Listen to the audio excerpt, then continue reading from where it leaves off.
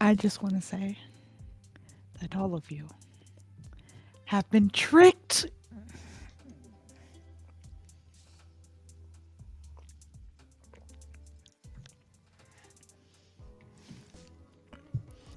Hello, I am in charge today. Welcome, welcome, welcome. All of the ladies have canceled for various reasons.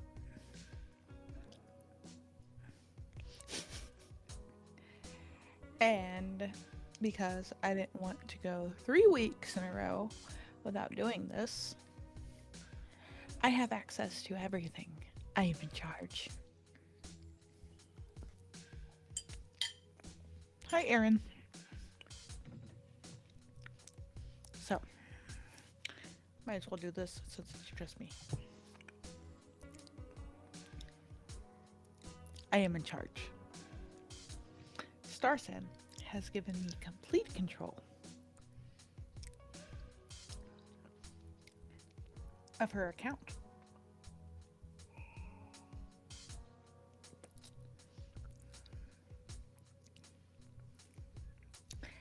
And I have devious plans.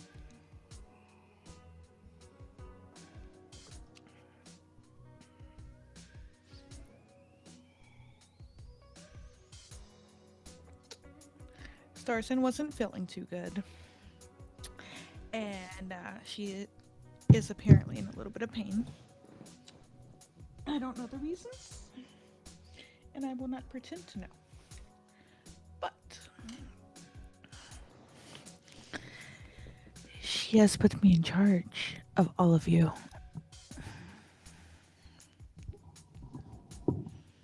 And I intend to make the best of it. So, since it's just me, we will be doing a Q&A just to keep things simple. And we can just kind of have fun with it.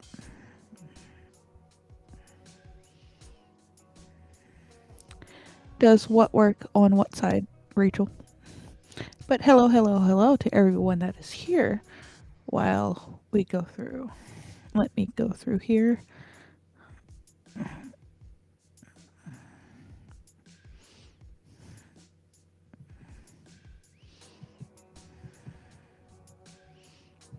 So, Arcosul, hello, hello. Rachel, hi, how are you?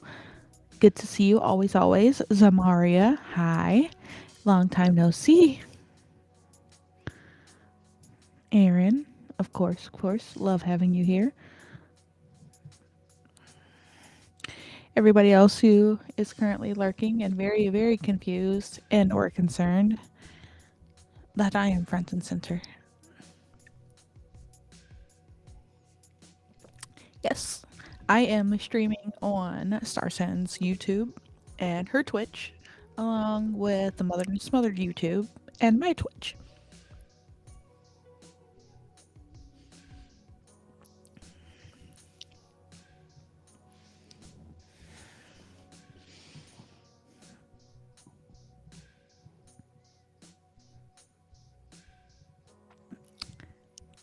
You know what, Rachel? I have nothing to say. Nothing to say about that, actually. It's still a good book. And yes, a lot of smoot.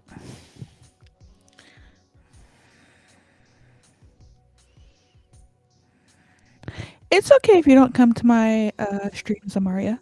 That's perfectly okay. If you're busy, that's okay. I don't expect you to come to my streams. I don't require it. I love having you there, don't get me wrong, but if you are busy, then please focus on your school. But if you do ever want to drop in and have any like school related questions, I'm willing to help if I can. Rachel, my streams, I think I figured them out. Because Miss Aaron Locke was having similar issues with my streams. and I went in and adjusted some of the settings.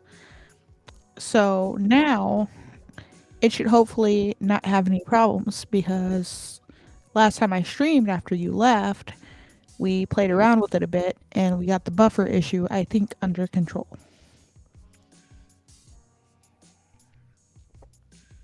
Hopefully. I love that you're my faithful lurker.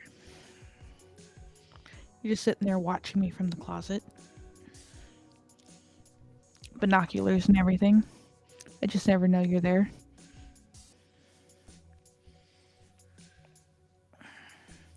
My husband 3D printed me something as kind of a surprise to me because we have started painting together. Oh, it's from under the bed. That's fair. That's very fair. Where all the trash goblins live. So he 3D printed me. Yes, Moon. I am solo today. I have complete control. No, Esteban, I am in complete control today. Starsen nor Peachy will be here. I have you all trapped. You are under my control. I've got the power. But he printed me off a waifu. And I'm gonna show that because I have a feeling that Miss Rachel is going to like it.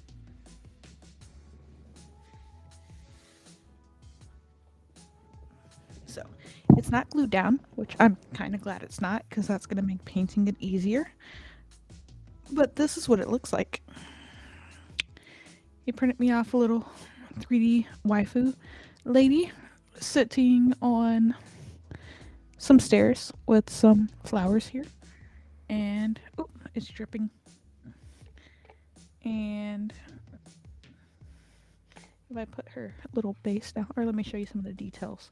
So it has like flowers and things there and there.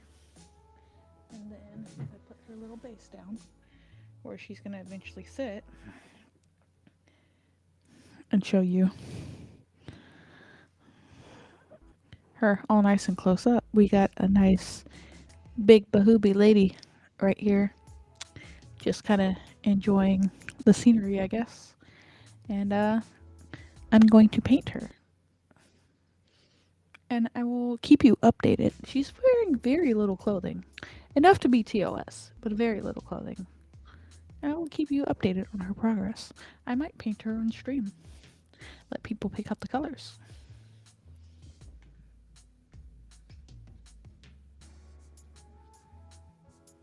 Put her back on her little base. Yes, Starsan was not feeling very well. So we were discussing about. Oh, did I just knock out? Okay, there we go. We were discussing about still doing the stream because I didn't think it was fair to keep all of you waiting for the third week in a row. So I was just going to do it solo on my end. And instead, Starsen gave me complete control.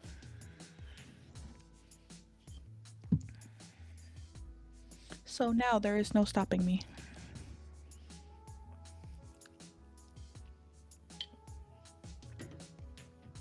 But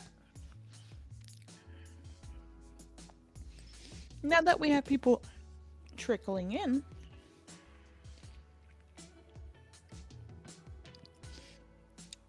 tonight is going to be a Q&A.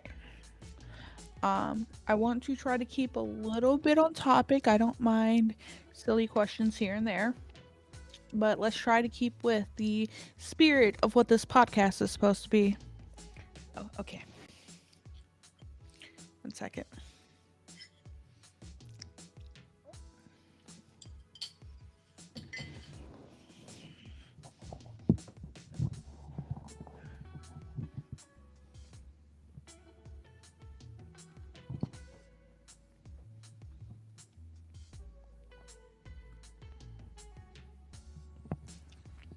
Is that what you want? Was that what you wanted?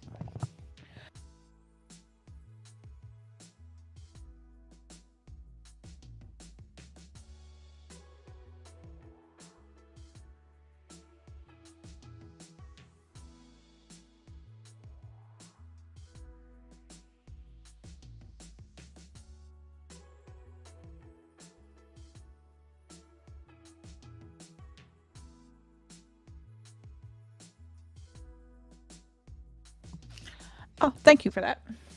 I'm still getting used to this mic and the fact that the mute button is underneath, so when I go to adjust it, sometimes I mute it.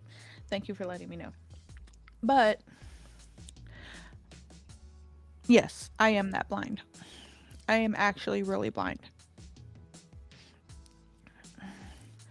Um, but we're going to try to do a Q&A, and let's try to keep it within the spirit of the podcast. So think about what you want to ask, different things like that. Obviously, I can't answer for the other two, so no questions about Peachy or Star Sand unless you're going to leave like comments on the YouTube to ask next time, because you can always go to the YouTube and do that. I do check the comments there, but I'm going to be kind of an open book tonight for the next, say, 2 hours, however long. So if you want to do silly questions here and there in between, if things start getting a little emotional, it's possible that they can. Any advice you want to ask me about, stuff like that.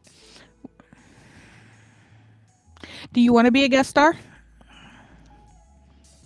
I'll do it right now.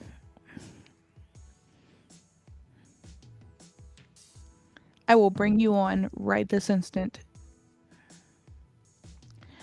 But if you have any, okay, I got you. But if you have any questions for me, and they can be personal. We'll say that. If I don't feel like answering, I'll just let you know, and you guys can think of your questions and send them in while I get Miss Rachel.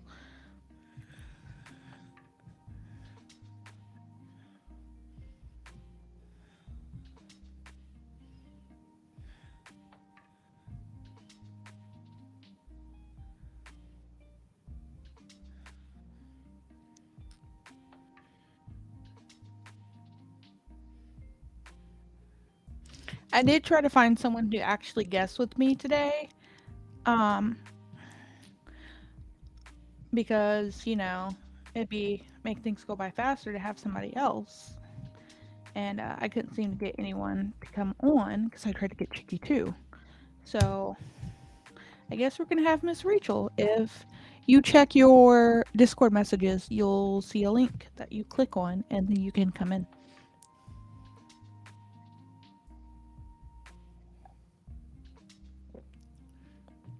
So, does anyone have any questions for me? Um, you can ask me about my mother. I do have some news and updates on that, and I might get into it. You can ask me about the baby. You can ask me about my mother and the baby. You can ask me what it's like to be a mother to the baby. You can ask me how much the baby has been babying.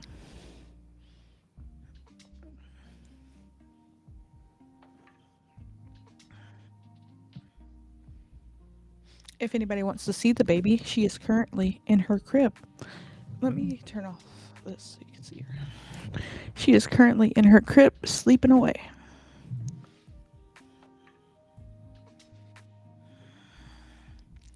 Uh-oh, we're all in trouble. Hold on. Let me change this up a little bit.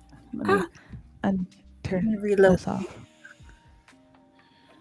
We have a Rachel. Rachel, I'm gonna come to your house and eat your animals. Oh, hey, I have thingies up here.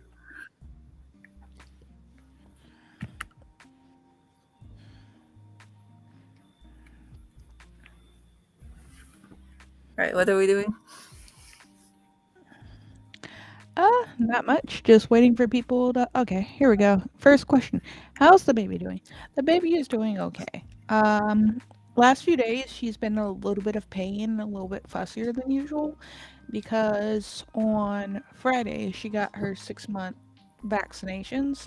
So her legs, that's where they do these shots, have been a little swollen. So I've had her a little bit on baby Tylenol, and she's getting teeth. But she's not as fussy as I thought she would be. So she's doing fine. She's getting fat. She's killing my knees and my back, but kind of have to deal with it. Hi, Rachel. Hi. I'm in full trash goblin mode. I mean, you know what? That's fine. I'm constantly in trash goblin mode. Yay! Trash goblins and crime. All right. So we have a Rachel. Let me turn this back on. Come on. There we go. Oh, there's a comment that came in red and I got scared for a second. This is the yeah scared. Oh Yeah, no, the we're in Pokemon app. I think I'm going to turn that off eventually. Oh. Eventually. It's fun to fill in the time while I'm streaming. I think once I get more people coming in, because I think the buffer issue is a really big thing, I might turn it off. There we go. Trash goblin mode. So Now I know what Rachel looks like. I'm sorry to this point. I really am. So, any other questions do we have? I'm an open book if you're curious about anything. I'm wondering, how are you changing your parental style from the way that you were raised? Or are you copying it verbatim? Definitely not copying it verbatim. Mm-hmm. I would never do that to my child as long as I shall live. Um, hot take, I am.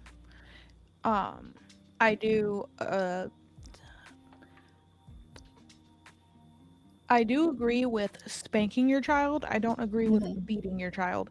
So therefore, and I'm also of the mindset that when you discipline your child, when they're old enough to understand that they've done wrong and they're old enough to be disciplined, you don't just discipline them without letting them know what they did wrong and why you're disciplining them.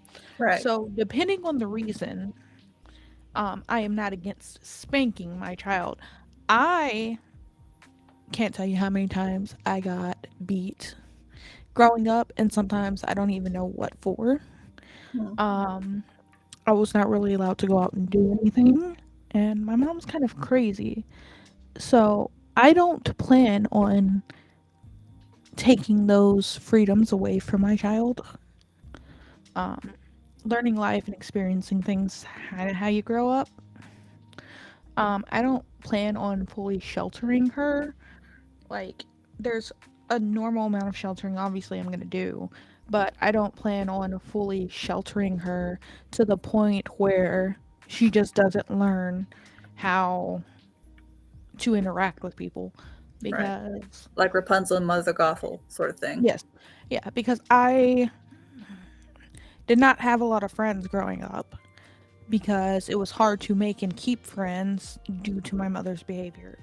So, there's just a lot there that she did that I would not do.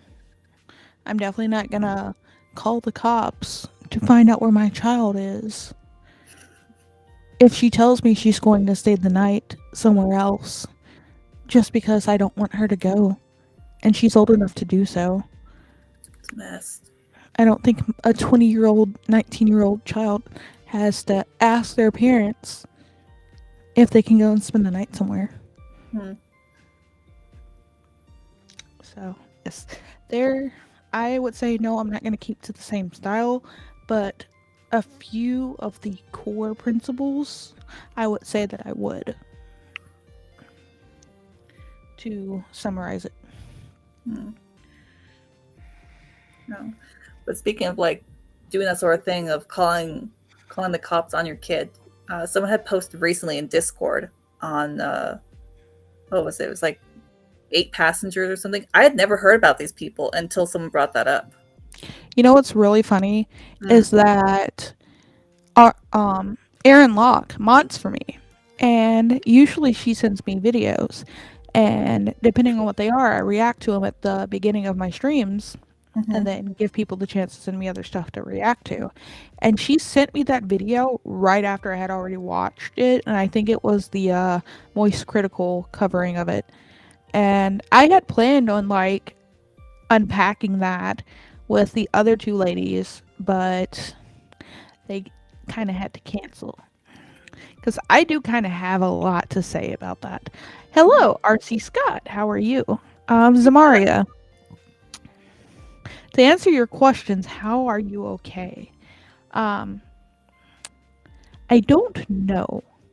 I feel like when you grow up in certain households, because I would say that I do have anger issues, Mm. but when you grow up in certain households or with certain types of parents, you come out either one of two ways. You turn out just like them or want to be nothing like them at all. And I think I went the second route, not wanting to be anything like my mom. And I was that way growing up. So I have a lot of habits that I have ingrained in me that I don't break. For example, she has a problem with drinking and not stopping, and that's led to some violent tendencies.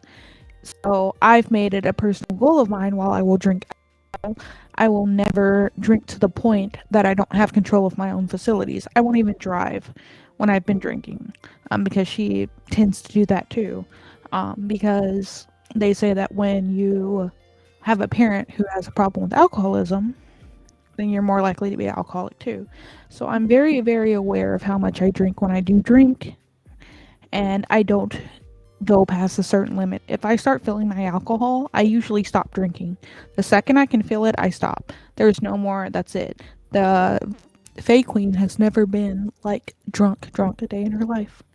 I don't do drugs. I don't take pain medication. When I even gave birth to my child, I refused an epidural because she has a problem with pain meds. I did go for pain management, but I didn't want to go the route that took all of the pain away. Mm. So I think having those standards is why I'm okay.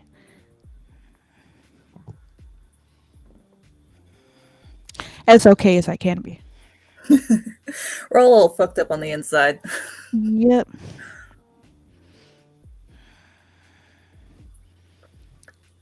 Don't understand what it's like with a bad parent growing up. Can't find because my mom was a great parent. I mean,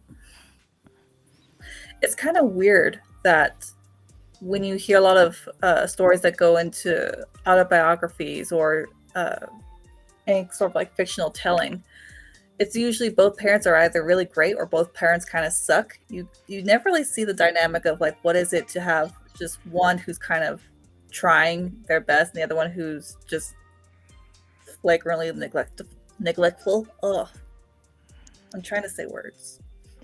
So I get it. Or you get like the parents that are like one's okay and one's not. Mm-hmm. And then they're still together and you can just see them butt heads because Mm-hmm. one's like, okay, you're being crazy. And they're like, no, I'm not being crazy. And they just like kind of gaslight the other one. And it's Yeah, interesting to see. It's like, how are you still together? yeah. Parenting must be hell for the both of you. Mm-hmm.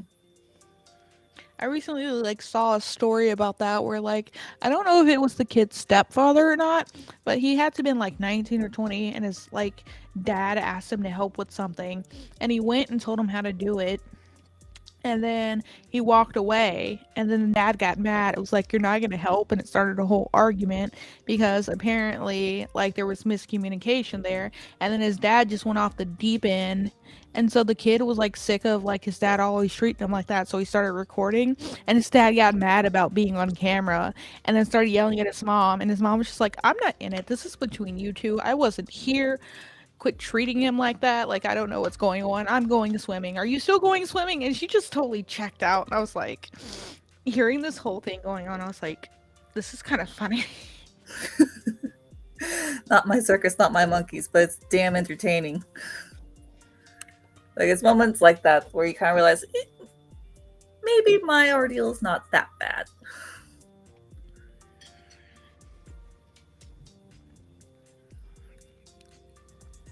But so I kind of have like already a set way that I want to discipline my daughter when it comes to that point, because spanking should be saved for specific moments too. And I want Right. to try to, if possible, because, different types of disciplining work for different types of children. Hmm. But I kind of want to have it on a 3-point system where, like, okay, I'm going to tell you what to do and I'm going to give you some time to do it. You're a young child. It might take you a minute. You'll get Hmm. distracted. That's fine. As long as the intention of doing as you're told is there. But if it's outright disregard for what I've said, Hmm. then you're going to get into your second time. Okay, I've told you to do this. You didn't do as I said. I gave you some time. You completely disrespected and disregarded me, so now it's time for the corner. You're going to be in the corner or timeout or whatever we decide to go with for this amount of time. If Hmm. I let you out and you don't go do as you're told, then third time is okay, I've explained it to you. I've talked to you about it. You've been punished once already and you're still not doing it. So you know what the next step is. So it's not going to be an issue where I'm ever spanking my child for no reason and for reasons where they don't understand why they're being spanked. I also don't Hmm. plan on beating my child either. So it's not going to be like I'm hitting her as hard as I can to get a point across. No, You there's shouldn't there's have to a do that. there's a difference between disciplining and then just using them as an outlet for aggression. Yeah. So I don't plan on doing that because um kids are crazy and they're all over the place and they're hyper and they get distracted easily regardless. So you have to remember that too when disciplining kids. Is it Yeah. is it them just being outright throwing a tantrum and just completely being disrespectful and disregarding you, or is it just their little minds being all over the place and running Mhm. rampant? Yeah. That's something that I think modern people misconstrue all the time is they don't understand that teeny tiny humans have underdeveloped brains. You can't treat them like they're just small adults because they just don't have the capacity for it yet. Like they're still growing, they're still developing. I mean, And the biggest argument I got into with mhm, my grandmother too was like right after my daughter was born. mhm, And so like she's laying on me constantly, constantly, constantly. And my grandma was like, be careful, you'll spoil her. I'm all like, this human being only cares about a few things. Being warm, fed, and dry. Okay? mhm, She just wants to eat and sleep. In between that, poop and lay on her mom. Like, she doesn't care about anything else. She has mhm, no capacity to be spoiled. So please tell me how letting my daughter constantly lay on me, where she's warm, comfortable, and feels safe, is spoiling her. mhm. And she's not even a month old? Please explain that to me. That's no. They're still in sensory overload and can't really grasp anything yet. It's like, she only wakes up for like 30 minutes at a time. Mm. Tell me how she has the capacity to be spoiled because I let her lay on me. Yeah, that's kind of a normal thing. Like in the Caribbean, I mean, it's been more modernized now in like the last like 20, 30 years. But you still had people because it was still developing. You didn't have these big urban settings, you didn't have all these conveniences. Mothers would just like strap the baby onto their chest and go on to do all the housework so the kid's constantly on them where it's warm and safe and where they're looked after. The back pain though. Oh no, tell me about it. We have like a carrier that I put her in, and sometimes, but she's getting Hmm. heavier and heavier. I've tried to trick my husband into using it, and he just refuses. I'm just all like, I try to do it because it's easy. It keeps it like keeps everything hands free, and she gets to look around and have fun. But God, that shit is hell on my shoulders. Hmm. I can only go so long, and then I'm just all like, okay, I'm unbuckling her, and you're taking her. I can't do it. She's killing my back. Yeah. She is 14 pounds now and a Oh. chunk. It's not chonky, she's healthy. She's still a chunky. You can be chunky and healthy. She's a Yeah. baby. She's But fat and happy, and that's yeah, okay. chonky babies are healthy babies. I don't like skinny babies because I'm always afraid that they're going to be like sickly and there's like something's going to happen. She was skinny for the longest time, and we're finally getting some rolls on those arms and legs. Yeah. My mom was. always saying how I was a very skinny baby. Like she was saying that I was a long baby. So that's where all my weight came from, was just being very long. Yeah, she's kind of tall too. But She's like 2 feet tall now. yeah, but I apparently it was hard to put weight onto me too, and then I had a little sphincter problem that kept like burping up. So yeah, but I never cried. That was was a very quiet baby, a nice starter baby. Babies literally can't live without being spoiled. Yeah, Aaron brings up that point. Yeah. They have a whole bunch of needs, and their needs are pretty simple. Like they don't have the capacity to be spoiled. Mm-hmm. It's not like she's walking around the store like 1.5, 2 years old, grabbing toys and then crying when she doesn't have her way because you give her everything and now you're suddenly not. It's like, it's, Mm-hmm. no, you can't spoil a child of affection. I'm sorry, that's not how that works. No. I don't think you can spoil them. I think if you give them unwarranted, like they've done something very wrong, but they're still getting praise for it. But that's not really spoiling. It's just sort of, what's the word I'm looking for? Faye, help me. Um, that's enabling your Thank child's bad you. behaviors. There's a difference between enabling your child's bad behaviors Mm-hmm. and thinking they can be spoiled from your affection. Right. So, like, I'm not gonna sit there and tell my child, no, you can't hug me because it's gonna spoil you. That's stupid. Yeah.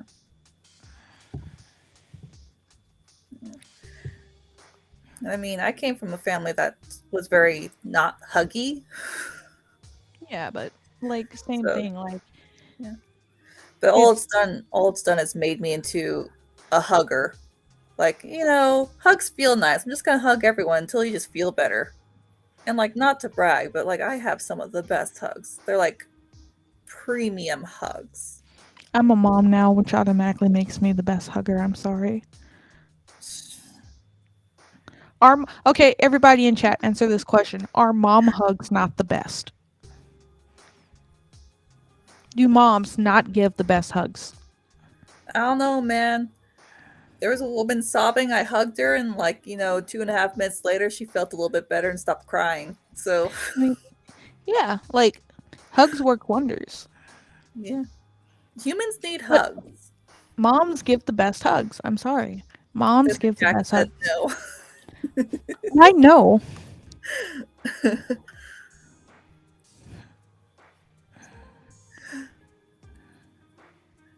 If you Man, tell me it's because you don't have a good relationship with your mother or they were a terrible mother, then, you know, it takes nothing to give here's, birth to a child. It here's takes an actual mother to raise and love one, just to let you know. mine is wishes. She hugs. I know something bad's happening. Oh, it's a foreboding, ominous hug. No, Yes. we're talking about those hugs where you're like feeling sad. If your mom's that type of person, then maybe your grandmother or someone that you see as a mom figure. Hey, we're both wrong. We're both wrong. The best hugs come from grandpas. I would argue on that side. I would say grandparents because I don't. So I never really hugged my grandfather. I didn't see him much, but my grandmother has like amazing hugs. And see, on the opposite, where one of my grandmothers didn't really want to be a grandmother, so it was very distanced. And my other grandmother, she wants to be cuddly, but she's just so cold and clammy all the time. Let me see if I can find a picture of my grandma. Let me find one real Grandma definitely fast. had the best hugs. Esteban, it's actually really, really sweet. Esteban, I want to know, before your mom passed and your dad was still kind of in your life, was it because you felt obligated to interacting with him for your mom, or was it that you were still kind of a minor? Like, what made you decide to just cut ties completely after your mom's passing? Okay, before I can remember that. Oh, Desert Jack, I'm sorry. I'm real sorry about that. Because I remember my mother's father was the best grandfather. He died when I was 9. But for this guy who was a professional boxer, I just found pictures on my grandmother's page of a whole bunch of photos of me and my mom. Who wants to see a baby photo of me? yeah, let's see Baby Faye. Let's see baby Faye. Let me, just so I don't like dox my grandmother, let me The download the photo Mrs. Sasquatch, or her open husband. it in a new tab. Oh, oh, that's heart melting, Desert Jack. That's so heart melting. I don't know. To me, it's just like always the sweetest thing when you find a man who's just very in love with his wife and very in love with his family. It's just, it melts my heart. Makes me want to cry. Except I don't. My tears are precious. Let me find a really good photo. I'm trying to find a good photo of my grandmother. She like takes a lot of photos, and I'm trying to find like a good one of like when it's not just like her face up close. My grandmother has kind of mastered the selfie. I don't think anyone in my family has mastered selfie. No, no. My aunt has mastered the selfie. Wait, I think one of my mom's Facebook pages has a photo of her and my grandmother that I took one day. And that's the photo I'll find. There it is.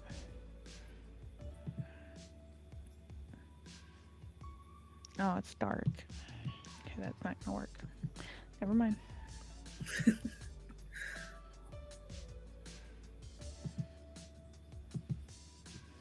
What was I saying before? Sorry, I'm still running a summer cold and like my brain cells are scattered everywhere. Oh, trust me, it's fine. I am slowly losing my mind too because I don't know what's wrong, but my knee has been killing me all day. Just did not want to hold my weight. My back is killing me. I need to Have you done any icing and elevating? I have not. Today's been a little busy. Yeah, but you're a mom. Every day is a little busy. Yeah, that's true. That's just being a parent. I had the husband at home, and we skipped church today, but we did try like a group outside of church. Oh shoot, I skipped church today too. And I'm sick. Yeah. We just ended up oversleeping, kind of. My grandmother uploaded a photo of my baby. Blame my mother dying from her cancer as. Oh my gosh. Oh. I think this. Oh, that's messed up, Esteban. Tell me better. I guess this is what I'm gonna get. Oh, that's fucked. I'm sorry I asked. I'm very sorry. Like that is. Okay. I can't even comprehend. Let's see. Hey, Starzan's here. Yeah, you see me in all my trash goblin. I am in charge, Here's Starzan. the thing, You can't stop me. I need to stop doubling down with Faye because every time I do, I just look foolish. I'm in full trash goblin mode right now. I'm not even wearing a bra. Like that's I don't feel good. We're just in all the things. Just checking in to say hi. Well, Starsan, I hope that you are feeling better. I hope you get good rest. We miss you. We love you. Take it easy. All right. Don't go pushing yourself too far. Okay. Because I'm going to get really upset that if I start sending memes to an empty account. I am in charge, Starzan. There's nothing you can do.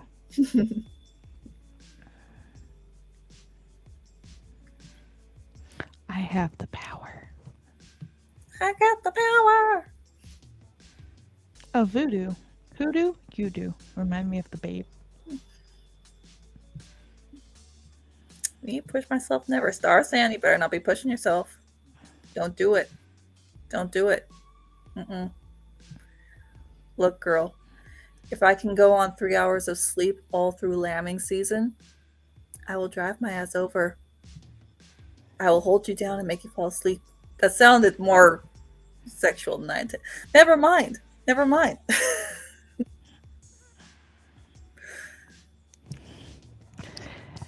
Tempt you and you'll get me. Please do. Please do. I've, Temple. I've I've literally told you where I live. Show up.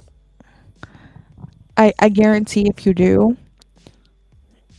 you show up at my house, I'm going to open the door and all that's going to be waiting is a kitchen with food like half done and we're just going to cook.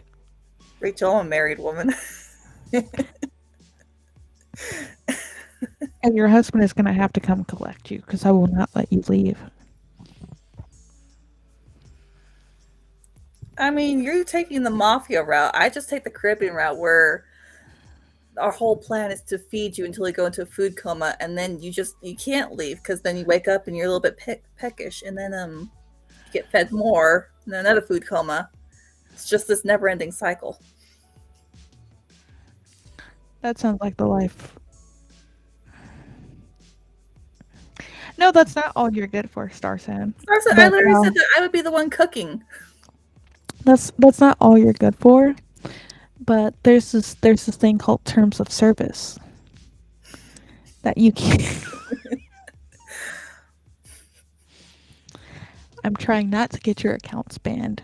I'm trying to be good, like you asked me to, because I am in charge. Look, I've got no control. I said something stupid the other day, and one of my mods, Cookie, what did he say? What did I say that was going on the quote board? Right, I'm basically a goldfish dressed up as a trash goblin, pretending to be an adult human. Okay, hold on, guys. Give me 1 second. Are you gonna fall back asleep? Go back to sleep. Please don't start crying. Wait, sexual jokes, I'm not even there. A lot of magic happens in the kitchen. Yeah. I will be right back. I mean, you take some flour, some eggs, some baking soda, smack it all together, slap it around, throw it in the oven, a high heat for a nice sauna. Think about what it did, bring it back out. It's bread. Okay. While she's gone, we can talk about her behind her back. And we can say all the things like she has mediocre taste in fantasy books, like subpar, not the best.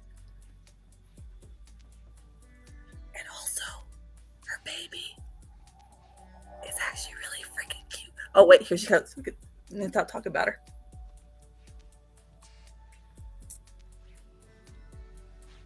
Fresh bread smells intoxicating. It is. The baby. It's a baby. A baby. Man, she is bigger.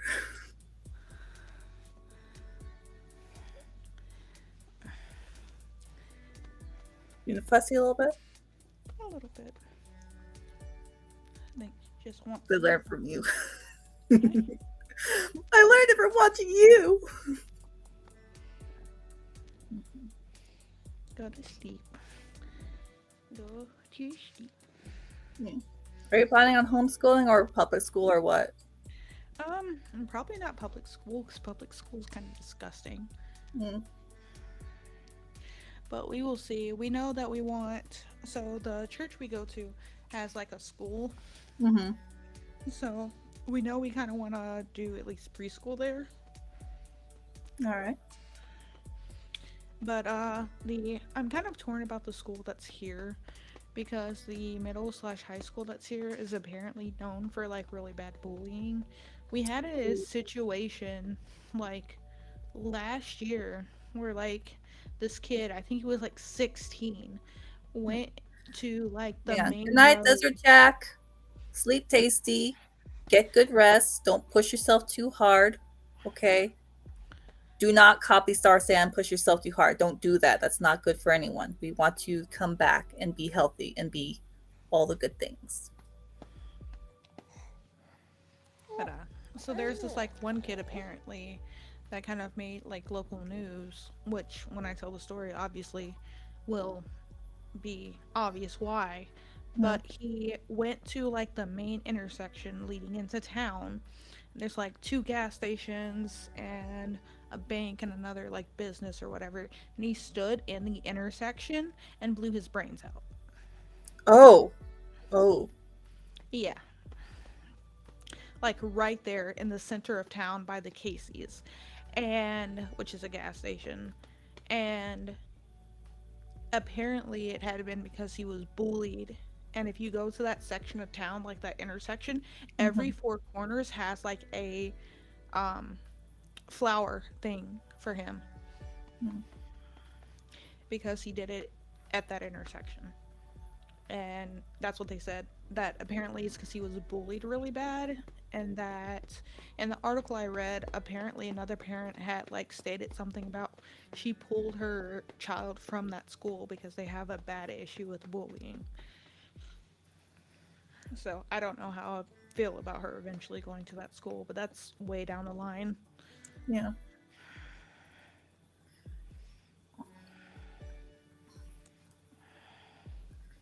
But yeah, we were talking about showing off baby photos of me.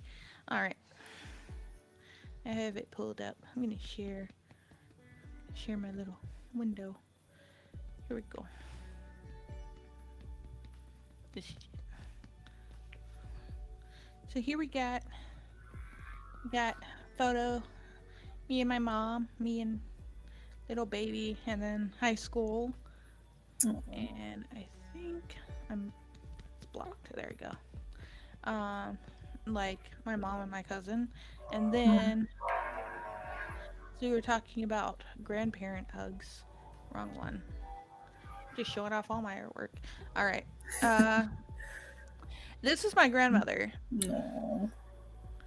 Does she not look like she like cooks the best food and gives the She best she hugs? kind of does look. She has like a very classic grandma loving grandma look. You know, like she looks like the kind of grandma that's going to be excited to see her grandkids, bring them with bring them in with a hug, and it's like immediately cooking something for them.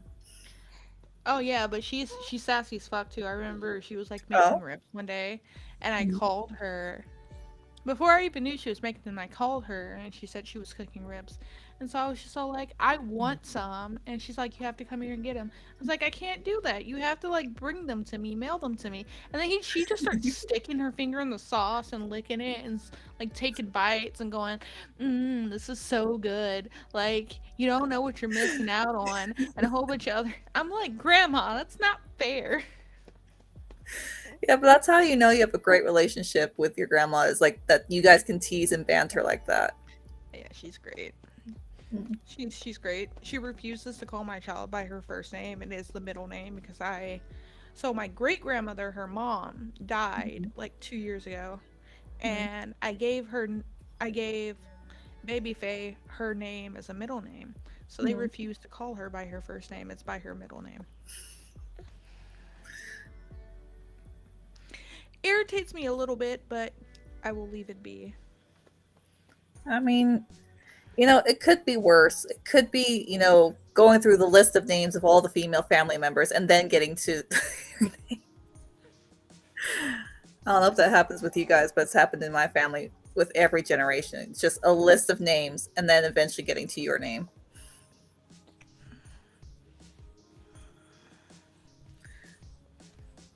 Yes, but my grandmother is definitely sassy. Very, very sassy. I can definitely see how she looks similar to Faye. The grandma or the baby?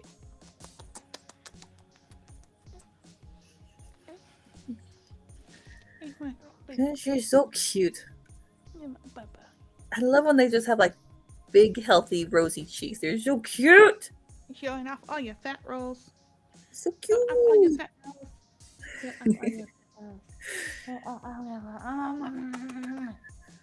Okay. She has such a serious face. Like she's like just like taking in the world. She got her mommy's resting bitch face, that's for sure. I don't know. Wait, this is a great chance for chat. Do I have resting married face? Because so many people have just assumed that that I'm married. Do I present as like just someone with resting marriage face? Would you like to say something?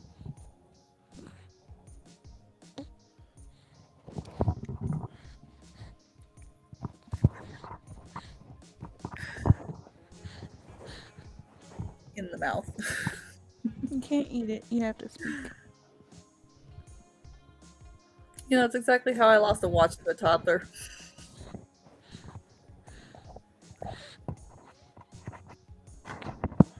The grandma I ever looked at baby's face. Okay.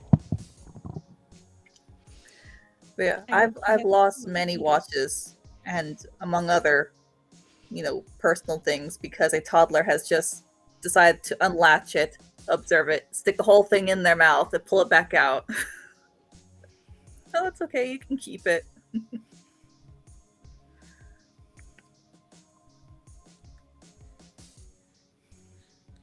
She teething? Mm-hmm. She got two little ones coming in right there. Right at the bottom? Right at the bottom.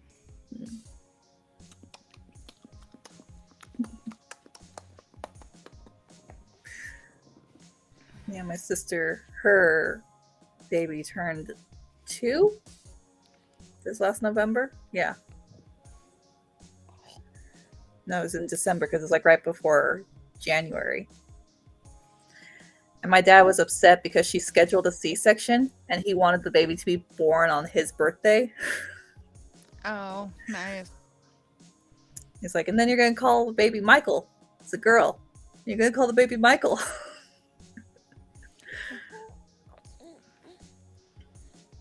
You sleepies. You sleepies. Like, for as reserved as a person as my dad is, he's actually he's a pretty great dad. The baby definitely looks like Faye. They say you look like me. I hope that's a compliment.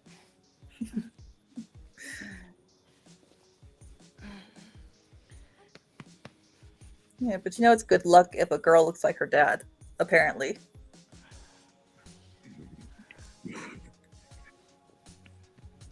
My grandmother says she looks like him, so. What's the matter? There's been so many places that's a thing. It's like a superstition. It's good luck for a girl to look like her dad and for a boy to look like his mom, because it's supposed to be like something auspicious. Like, I don't know. Do you want to look like your daddy? You already have his eyes. What? What? Hang on, I gotta toss a coin to my Witcher. Go back to sleep. There you go. Sleepy girl. Sleepy girl. Yeah. You're okay. Sleepy girl. Sleepy girl. Sleepy baby.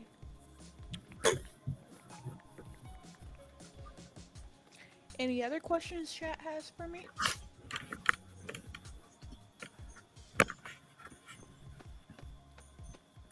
I have a question. Sure. When are you ever gonna stop calling my bluff when I double down on something? I mean, never. Look, It's gonna be a very long lesson I'm all for me. about calling bluffs. I embrace the chaos. But here's the thing: is I've gotten so used to people not calling me out because they're full of shit. I embrace the chaos. I live for it. One of my biggest things, I guess the most costly thing, was my brother for the longest time was saying how he's going to make himself a gamer desk. He kept talking about how he's going to build this desk for like all of his gaming equipment. He's just going to turn his room into a gamer room. Blah blah blah blah blah blah blah. I eventually got so fed up with him because he wanted to detour. I forget what we were doing, but like we were at Walmart for some reason, and he wanted to go look at office chairs. I was like, well, what do you want to look at office chairs for? And he was saying, well, so that when I build my desk, I know what kind of chair I want. I told him, you know what? Build your desk. I'll buy you the damn chairs. Because he had been talking about making this thing for over a year. And I was so tired of hearing about it. Like 3 months later, this fool gets some scrap plywood together and starts building a desk. And me, I've forgotten all about how I doubled down. Just completely. So he's built it, he's painted it and everything, and he gets me to help him move it into his room. And it doesn't dawn on me like, yeah, I said something stupid, now I'm going to have to pay the price until the following day when he reminds me. Did he get one of those expensive gaming gears? No, because like those weren't really like a thing quite yet, and they were like fucking thousands at the time. But no, I did get him like a couple of like really nice bar stool chairs, and it was like $170. And that was like way back then. That was in the good times. Is that all it takes? Okay. I'm gonna get a gaming PC. I'm eventually gonna get a gaming PC. Rachel, I want a gaming PC. I'm gonna build me a gaming PC. Rachel, I just wanted you to know that I'm gonna have a gaming PC. I've heard you loud and clear. I'm gonna save up $3,000 for a game.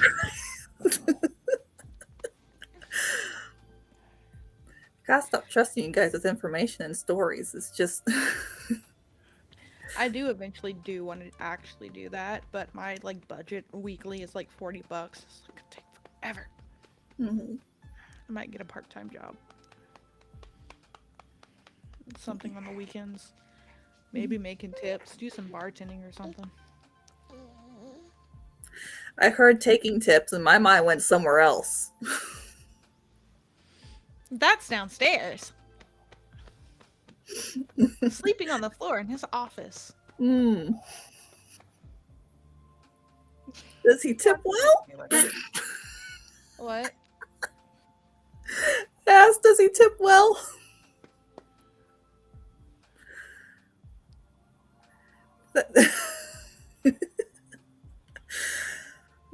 We are adults with adult humor. I don't know. I mean, it's not like I'm holding living proof. Hi, Albatross. How you doing? Hi, Albatross. What games are you planning to buy for PC? I'm not necessarily gonna buy any games. I do have a few games that I would like to play that my computer doesn't handle very well. Mm-hmm. My computer is a little upgradable. I can add more RAM and more memory to it, but that's about it. So I would like to be able to like get a better PC and play some of the games I already have that I just can't run on this computer. So I have like Final Fantasy 15. I can't really run on this computer. I have Sons of the Forest that I can't run on this computer. Just doesn't work. Just a few games like that. Most games do run on this computer, but some just have a little bit of a problem. I don't know what the last game I played on PC was. I don't really remember what the last game I played was. She fell asleep. She is sleepy girls. Kind of do miss having free time to just sit around and just like enjoy a video game. I know, right? Yeah. Then I grew up and got jobs and taxes. What's a job? What are taxes? You mock my pain. I stay at home. I don't work.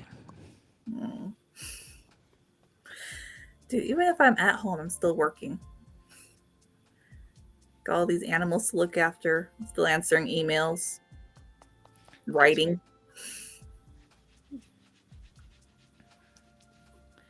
Anybody got any mothered or smothered related questions for us to answer?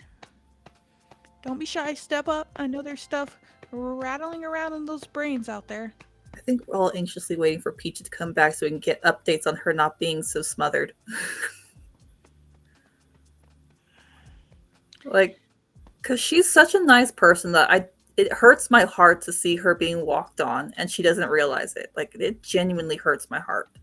I think my thing with Peachy is that Peachy is fighting against her parents, because I said this earlier, she's fighting against her parents, but very passively. Like, she does stuff like passive aggressively, Mm-hmm. like the fact like they want to try to convince her to go back on their cell phone plan, and she's just like, no, I want this phone and I want my privacy, and just little Mm-hmm. things like that.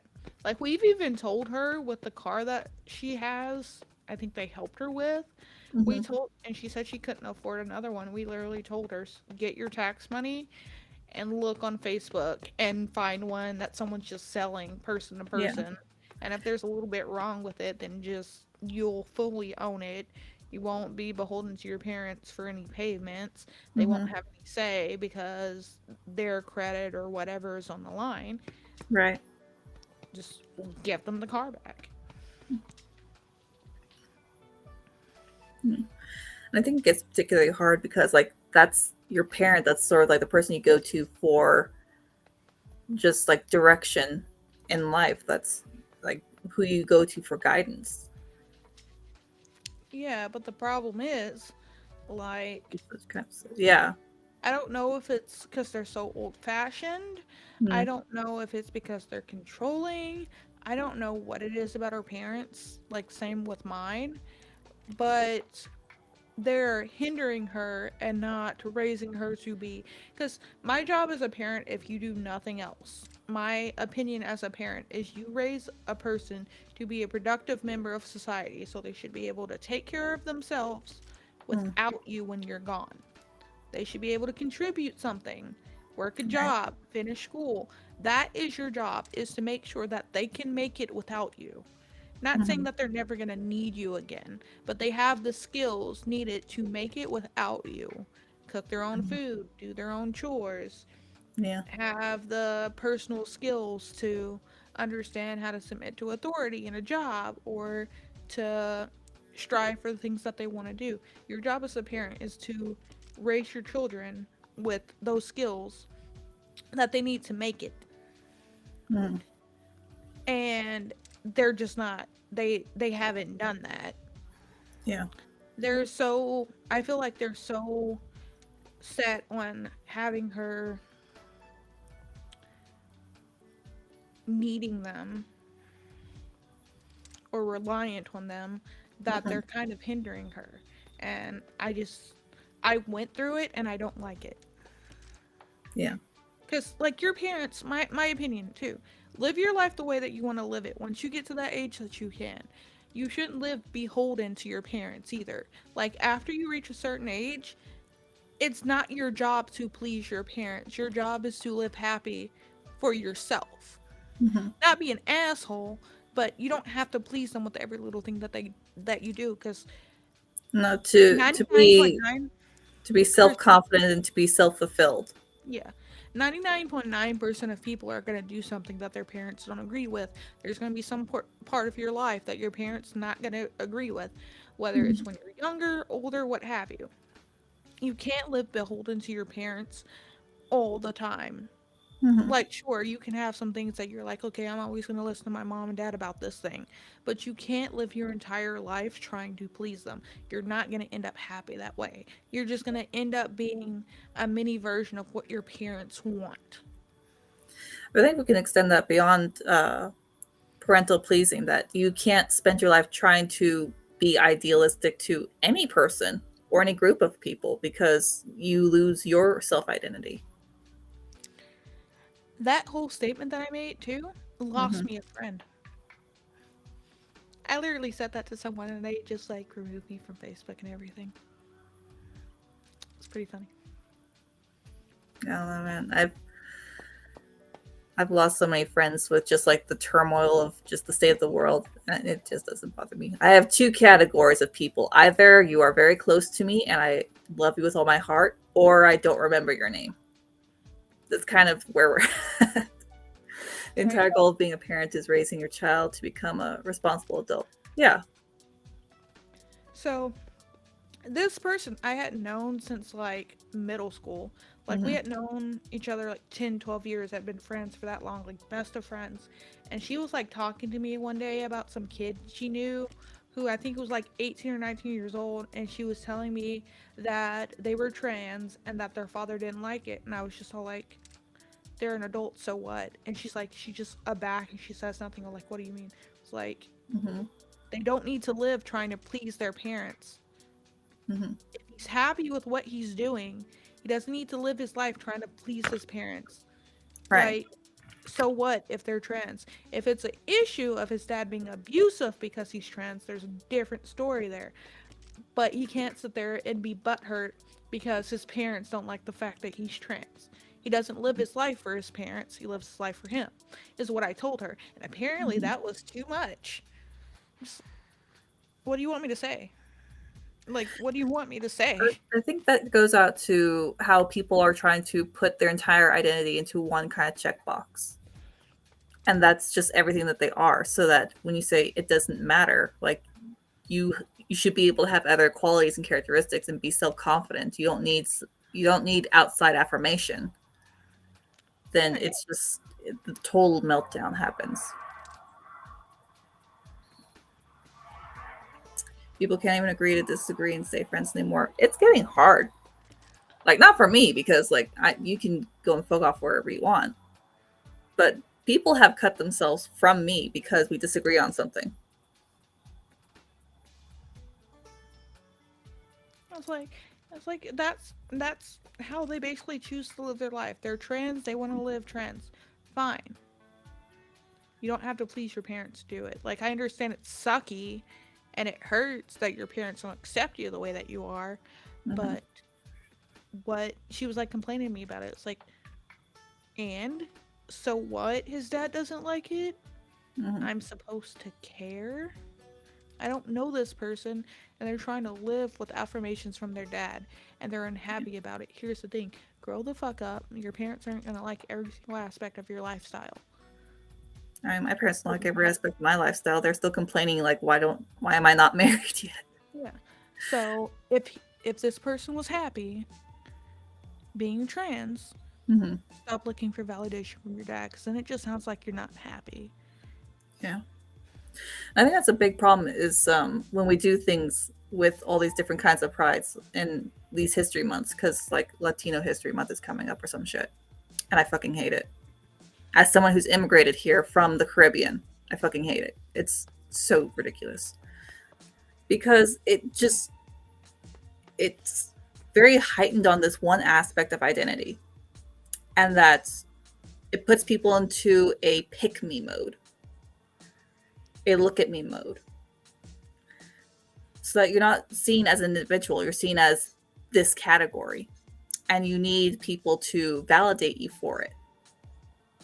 And if you need someone to validate you, what does that say about how comfortable you are with yourself?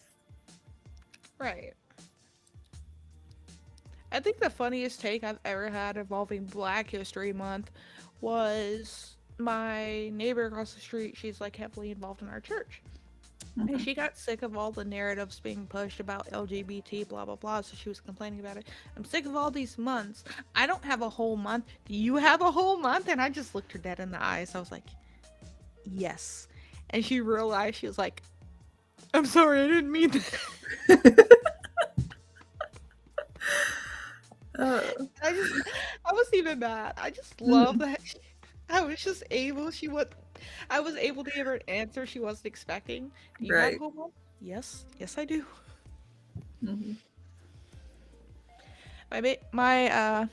Speaking of which, my husband has told me that we should have another child so he can have this whole Black person living in his house.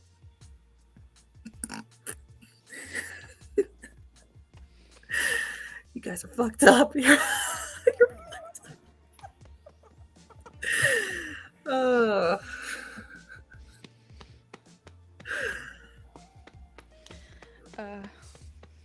My husband's full of them, I swear.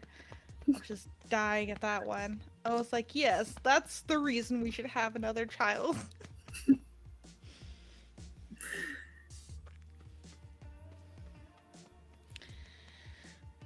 Come on, bring on the questions, chat. Come on, you're being quiet. I know you can do better than this. They're disappointed that Peachy and Starsan aren't here. I know. Or maybe they're just sad because there's this strange trash goblin on camera. I mean, I don't look much better. My hair's a fucking mess. Nah, you look fine. I'm getting brownie points because I'm holding a baby. Yeah. Hang on. No, wait, I put all the babies back to bed. I don't have any more babies in my room. Holding babies just automatically makes you like 20% more cute. Oh, I'll remember that for next time I do any kind of streaming. Is just have like baby everything's. Just have like all the rabbits, all the chickens. It's gonna be chaos. I'm gonna try to put her back in her crib real fast. Now that she's back asleep. Now the question is, will I get up without waking her? It's gonna be a hard no. I'm gonna call it right now. Good news, but Mom is curious about that if you don't mind.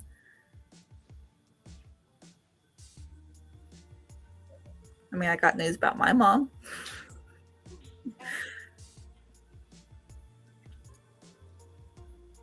I don't know how many crazy stories. Hold on. I'm trying to think like a good story. One that's like not slightly incriminating. And it's not that I don't trust you guys. It's that outside of the US, context is very important for why actions were taken. It's very important, and I don't think unless you are very well acquainted with the culture and the context, it's probably not going to make much sense. Nope, you can hear some Beba crying. You're going to have to come back. Faye, baby! No. I'm also kind of scared to tell you guys stories, because anytime I've told like a personal life story that I don't think is all that bad to my Twitch streams, I've accidentally traumatized my chat. Both my mother and dad wasn't warmed up to my gay sexuality when I first told them. They had to grow and to understand as time went on. And it didn't even matter to my dad because they don't talk to him anymore. Yeah. It's on the fake queen, but I wouldn't mind hearing about your mom as well. I don't know. Mama Morley is. She's a Latin mother, and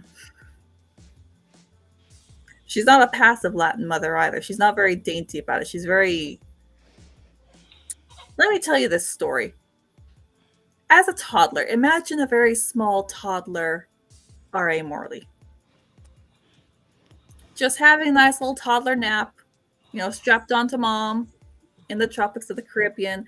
There's a coup going on in Guatemala because that's just what you do in Guatemala when you're bored, apparently. Like, no, it's a natural thing. That's just what they do when they're bored. They just throw coups. Very few are successful. But she wanted a dilly sandwich because she was newly pregnant with my brother. So with a sleeping toddler strapped to her chest, goes through the coup zone, the war zone, across town, just walking, to go and get her deli sandwiches and come back. Like, that's how much not give a fuck Mama Morley is.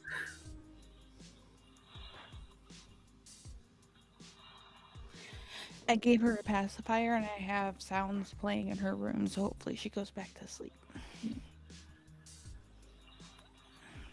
So she's gonna sit there and chew on her pacifier, I guess, until she falls asleep. And then, she has the sounds of the sea to listen to, or wave sounds to listen to. So hopefully she falls back to sleep. Aaron, I had news about my mom. Yes. So, as Aaron probably already knows, I went on a trip. We were supposed to go on this trip for our anniversary, and we had to push it back. But we finally went on our trip to Mall of America. And on the way to Mall of America was supposed to be where my mother lives. And I was going to be nice and we were going to stop and have breakfast with her and let her meet the baby before we continued on our way back home because it was on the way. So I called my grandmother or I texted her to ask for the address. My mom moved. Ooh. I find out that she had left and she's in a completely different part. She's not even in the same state anymore. And if we want to see her, we could probably see her on the way to visit my father in law next time we go and do that. If she doesn't move again. So at this point, the reason why every time she's had a chance to see her granddaughter, the reason why she hasn't met her grandchild and seen her is on her.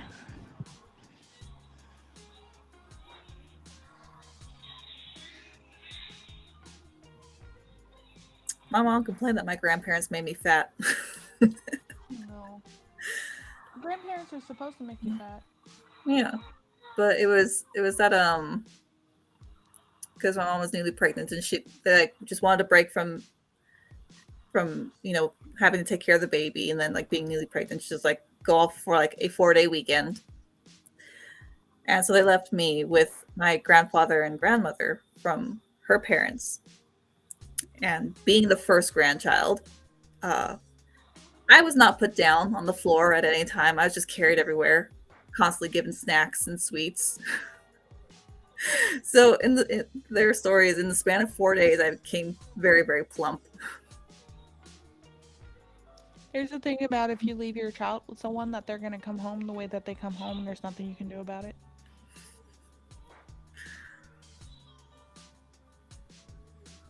She must be a tough cookie, my mom.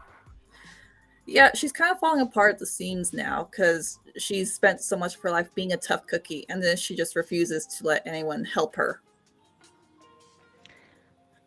Who wants to hear something really funny? Always. Wait, is this actually funny or is it like dark funny? It's not dark funny. Okay. It's just kind of, are you serious type funny. So this will probably be for some of us that are a little bit older. I want to say 25 plus. So her baby monitor has this option where I can play different sounds in her room. Mm-hmm. And I was just like cycling through a few to see what kind of calmed her down. Mm-hmm. And the one that is currently playing is called Old Man Music Box. I want to see who knows what this song is Mm-hmm. because I'm listening to it and it's from an old TV show.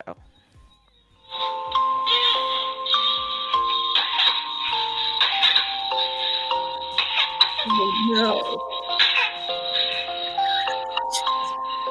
Whoa. It's the old man music box.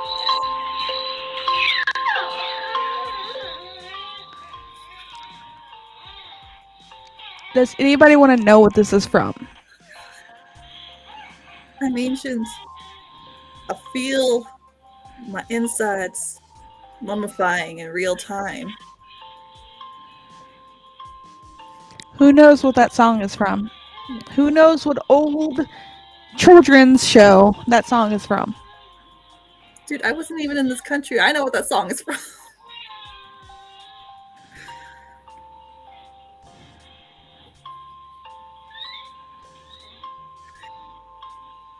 I will start singing it. No, do not sing it. Do not. Do not. Okay. It's okay. And they named it Old Man Music Box. Like people weren't going to recognize this. We're ancient. What happened to us? We used to be young and free and full of life, and now we're in the generation of old man music box.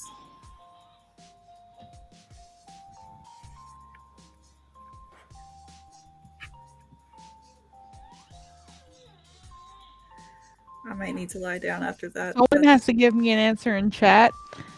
And you have all of 10 seconds to tell me what this is from, or I'm going to start singing it.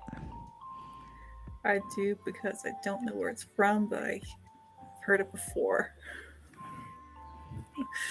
Oh no. 10, 9, 8, 7, 6, That's all my camera was from. You guys are 5, hurting me hard. 4, 3, 2, 1. Okay, I'm gonna let it loop back around. Just gonna hide here, like cousin it.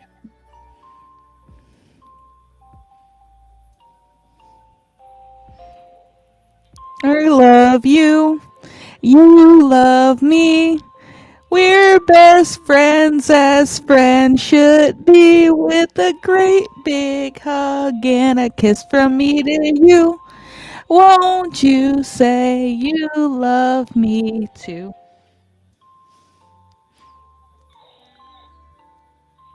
I think a part of my soul died.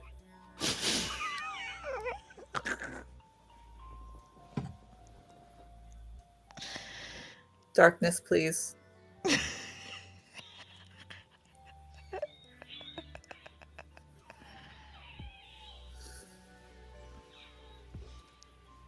I remember when I had like a little Barney onesie, and I freaking loved that. It was like my first little pajamas in the States. Um, and I outgrew it immediately, but I refused to like not wear it to bed, so they just cut off the little footsies, so I could still have it as my jammies. I mean, makes sense. Yeah, my memory is fuzzy on it. You know, maybe that's what's wrong with the kids these days. They don't have Mr. Rogers. They don't have They Barney. need some Mr. Rogers like slapped upside their head is what they need. Yeah. Did you see the video that circled recently? I want to say like the last few months of Mr. Rogers when the whole trans thing started coming out. I have not People seen kept it. playing. It was a video of Mr. Rogers from way back when, and it was something along the lines of girls can only be mommies, boys can only be. And it played Oh, those everywhere. traditional values. But like, here's the craziest thing, Faye. You know that I am in California, like the capital state of all the crazy. Yes. What you do not know is that just on the other side of this fabulous mountain in which I reside is a place called Palm Springs. And Palm Springs, Ew. you know of it? It's in California. I mean, like, I know of Palm Springs, but it's in California, which already makes it dog water trash. Well, it is a place that is called the tranny capital. I did not give it this name. They have given it this name. It's sort of like the birthplace of like just trans being a thing that's just out in the public. Like anything that's against social norms for the traditional values is going to start there. And some of those ladies, a couple of gentlemen, they are very nice, very lovely. They don't know what the fuck is going on with this whole entire new movement of made up pronouns and shit. And they're actually like really, really upset with like, no, like there is a binary. And yes, I understand that, you know, I transitioned from this sex to this sex does not make me that. Like they're very level headed about it. And they're very, very upset with how you have people who are very radical hijacking this identity, and it's destroying everything that they've worked for to just be assimilated into society. And like it is heartbreaking because like, you know, I've worked with some of them for the nonprofits, and they're just very, very nice people, and it is hurtful to just see that, you know, they're very distraught about all this. Oh, she's gonna. I have to like be strong. I have to be strong. Just like let her like calm herself down and like pass out. Yeah, she has to learn how to self-soothe herself. I Mm-hmm. have to be strong. Like she does a little bit, but Mm-hmm. I don't think I let her cry enough to. And also tonight she didn't eat as much as she normally does because we were busy with our like little group thingy. That when we got home, we kind of just gave her a cereal bottle, which she really didn't eat. And she had like some food while we were there. So I'm like, I don't know if she's hungry or what have you, but which I doubt she is because she's kind of quieting down now. But I have to be strong and let her learn how to soothe herself. Yeah. And she's also not screaming bloody murder, so I'm kind of not having as hard of a time. Yeah. And there's a difference too between a fussy cry and something like a colicky cry or distress cry. So that you know that one is they have to learn to self-soothe versus one is there's something wrong and they need attention. I might close the door to her room because she can hear us. I know Mm, she can because I can hear her through the monitor. And since I have her monitor on, I might just close the door to her room and see if that gives her enough quiet to calm down. Because I mm, usually leave it open so I can hear her. So that's what I might do. mm. But Did she's still you going on. did you co-sleep with her when you first brought her home? I mean, not initially. I tried not to, Mm-hmm. but I was like so tired. Like, and she had to eat like every 2 hours that we Mm-hmm. did. Or like she slept next to me just so it was easier to wake up, feed her for that little bit of time, and then go right back to sleep. Mm-hmm. And then now she's still not sleeping through the night, um, just yet because she hasn't. I don't think she's put on enough weight yet, and she's not eating enough to like make it through the night. She can almost get there some nights. I've had nights where she's made it to like 5 a.m. Yeah. So we're getting there, but Yeah. It's gonna be by slow the going. She's only a month old. She's just a little baby. no, she's 6 months old now. She's 6 months old. I thought she was. Yes. Oh, No, time we were talking flies. about earlier. Yeah. Wasn't she So born like just like 5 weeks ago? no, but I'm getting older by I the uh second. I think you thought that because we were talking about my grandmother saying something about her being spoiled when she was still Mm, like young. So she's getting to the point where she can like make it through the night or most right. of the night on like a really good feeding. So I think she just needs to put on like maybe another 2 pounds or so. She needs to Mm-hmm. be able to eat a bit more. Mm-hmm. I feel like is what's going on. And then she could probably make it through the night because I've had nights where she'll make it through to like 5 a.m. But most nights she makes it to, I want to say, like 1 or 2. And then, like, by that time, I've gone to bed and I want to sleep. Mm-hmm. So I just know if she's hungry and she's woken up and she slept through the night, basically, she's hungry. I just bring her into bed with me because then Yeah. I can go to sleep and she can eat indiscriminately. And usually I'm fine unless little I'm gonna say it. I know it's my child, but I'm gonna say it. This little bitch decides to bite me because she has teeth now.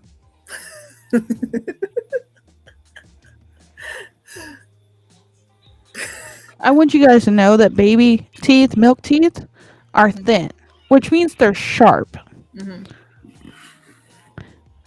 It's not fun to have two sharp teeth biting into the side of your nipple while you were sleeping. I woke up crying one time because I didn't know what was going on. I literally like startled awake and started crying, and my husband just like woke up, was like, "What's wrong?" She bit me. It's like Dracula. She's full on crying.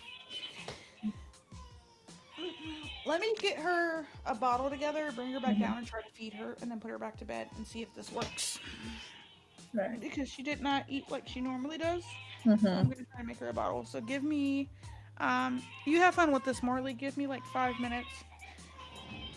It's my stream now. I have all the power. Sadly, I'm a Hufflepuff, and I don't know what to do with all the power. Like, I don't know, make cinnamon rolls. There was a reason why I brought up co-sleeping. I don't remember what it is. Between my goldfish brain having like only 3 brain cells, and then just like being sick with a summer cold. Um, Oh yeah. Because I was on someone else's Twitch stream and they were playing The Last of Us Part 2, and there's a scene in there. This isn't a spoiler. I'll be vague. You've got two characters, and there's like a little baby sleeping between them to like kind of keep warm in the bed. And she was saying how she would be so terrified to have a baby sleeping in the bed with her because she would be terrified of like rolling over onto the kid. Which, yes, I that is a fear. However, very recently, and strangely with me, I have zero qualms about rolling over on top of an adult person who just happens to be sharing the bed with me.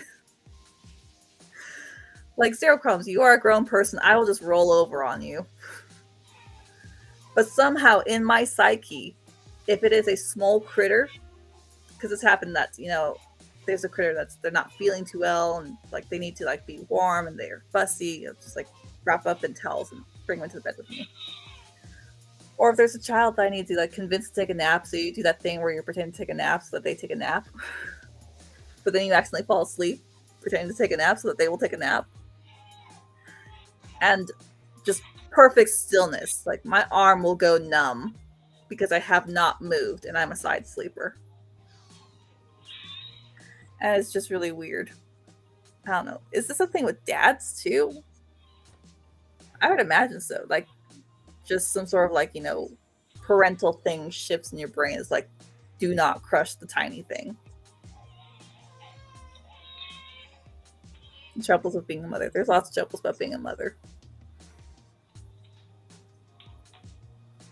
There was someone who was trying to, my critique partner actually, and you know, bless her, because she's just like one of the sweetest people on the planet. She was saying how running a ranch is like, you know, being a mom. Like, I don't think so. Because, you know, if a baby dies on the ranch, it's very sad, it's very heartbreaking, but it's not my child. And it's handled very differently. Being a mom is a totally different, it's a very, very different thing. And I don't think anything in the world can prepare you for it. Because at some point, and it happens with every new mom I've ever talked, my sister included, my friends included, complete and total strangers that just, they need a vent, is being a mom or being a parent in general. A lot of it is easier than anticipated, and a lot of it is a lot harder than anticipated. And it's this weird counterbalance of things that you think you would have to worry about are things that come easy, and things that you didn't think about are what's going to give you the hardest time. So there really is nothing that can prepare you for becoming a parent. You can try and prepare all you want, and sure, you'll get the hang of like a lot of it, but no. It's why I get very upset when you have teachers that refer to their students as their kids. No.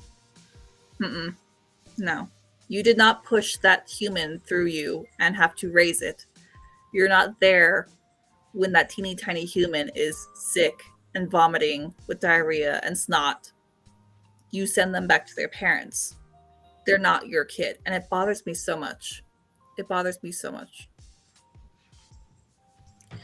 Because the kids pick up on it. Diarrhea and sending them back to their parents. Yeah. When teachers refer to their students as their kids.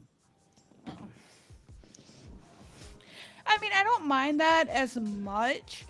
I have more. But here's the thing. As someone who is working with teachers, they get very possessive of the kid. They start referring to like, oh, he's like my son. She's like my daughter. Yeah. No, they're not. And the way that these teachers start treating them like that undermines parental authority. Because the kids can't differentiate. They don't have the capacity to differentiate. I can agree with that, yeah.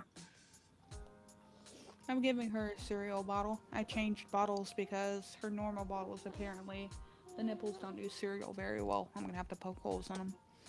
You have to poke holes in your nipples, okay.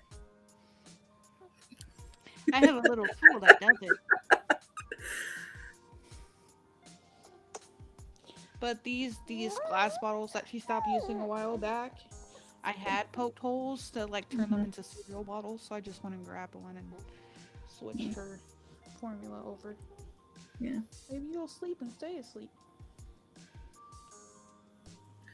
The weird irony, just because you mentioned poking holes in nipples, and it reminded me, anytime I have orphans that, their cow mama or their sheep mama rejected them or something has happened, and they just don't have their mommy anymore, I could not find the bottled nipples for the life of me this year. So I had to go to Tractor Supply. I had to get new nipples. But the weird thing is that they're molded and they don't have a hole. So I end up having to cut off the tips just to make a hole. And everything just spills out of it. It's been such a hassle. Oh no. Hang on a sec, let me get water. These bottles came with extra nipples, and then they came with this little blue thingy that you can poke a bigger hole into it so it'll take cereal.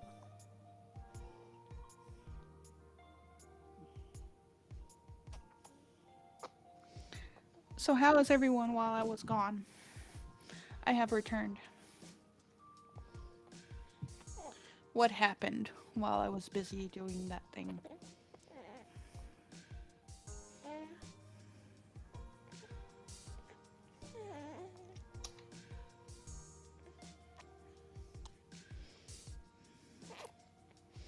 I will be going on the stream a little while longer because I feel like we have more stuff we can talk about and more questions we can ask. And also because I'm not going to be getting any sleep until she does, so I'm going to have her try to finish off the cereal bottle.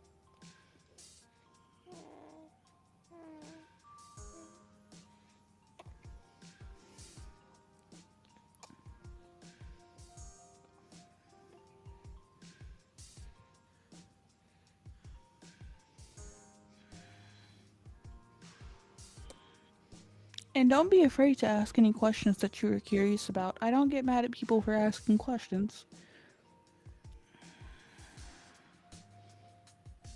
I'm kind of an open book, and don't be afraid that your question's too out of pocket.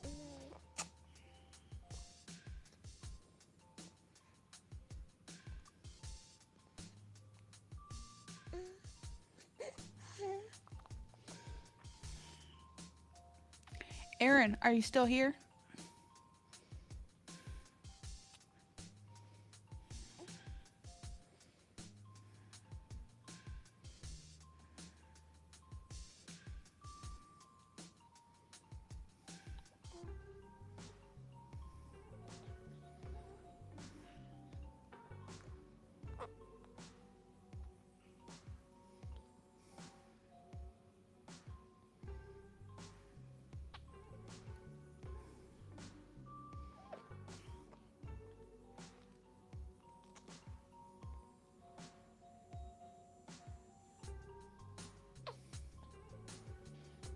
Yes. Hi, iRumbleBox. It is feeding time.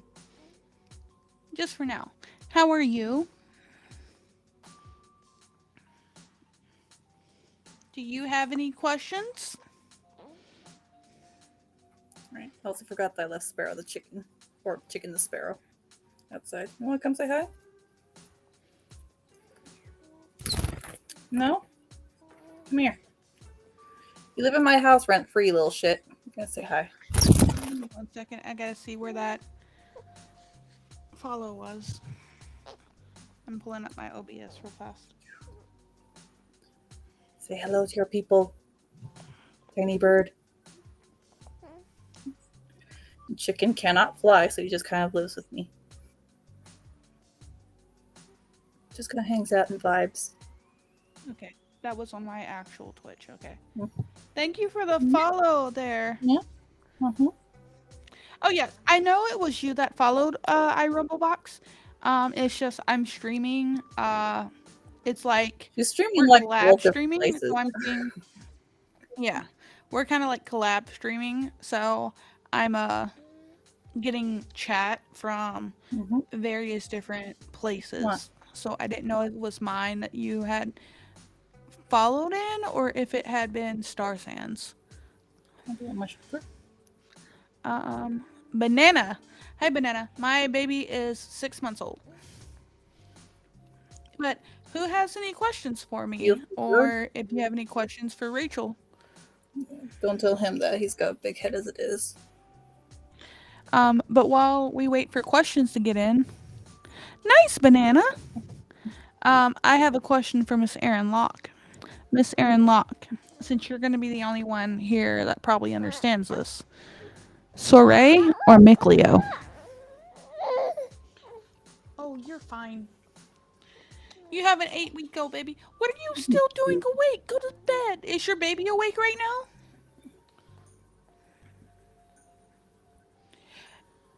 I Rumblebox 8 weeks in baby time doesn't necessarily equate to 2 months. Just to kind of let you know.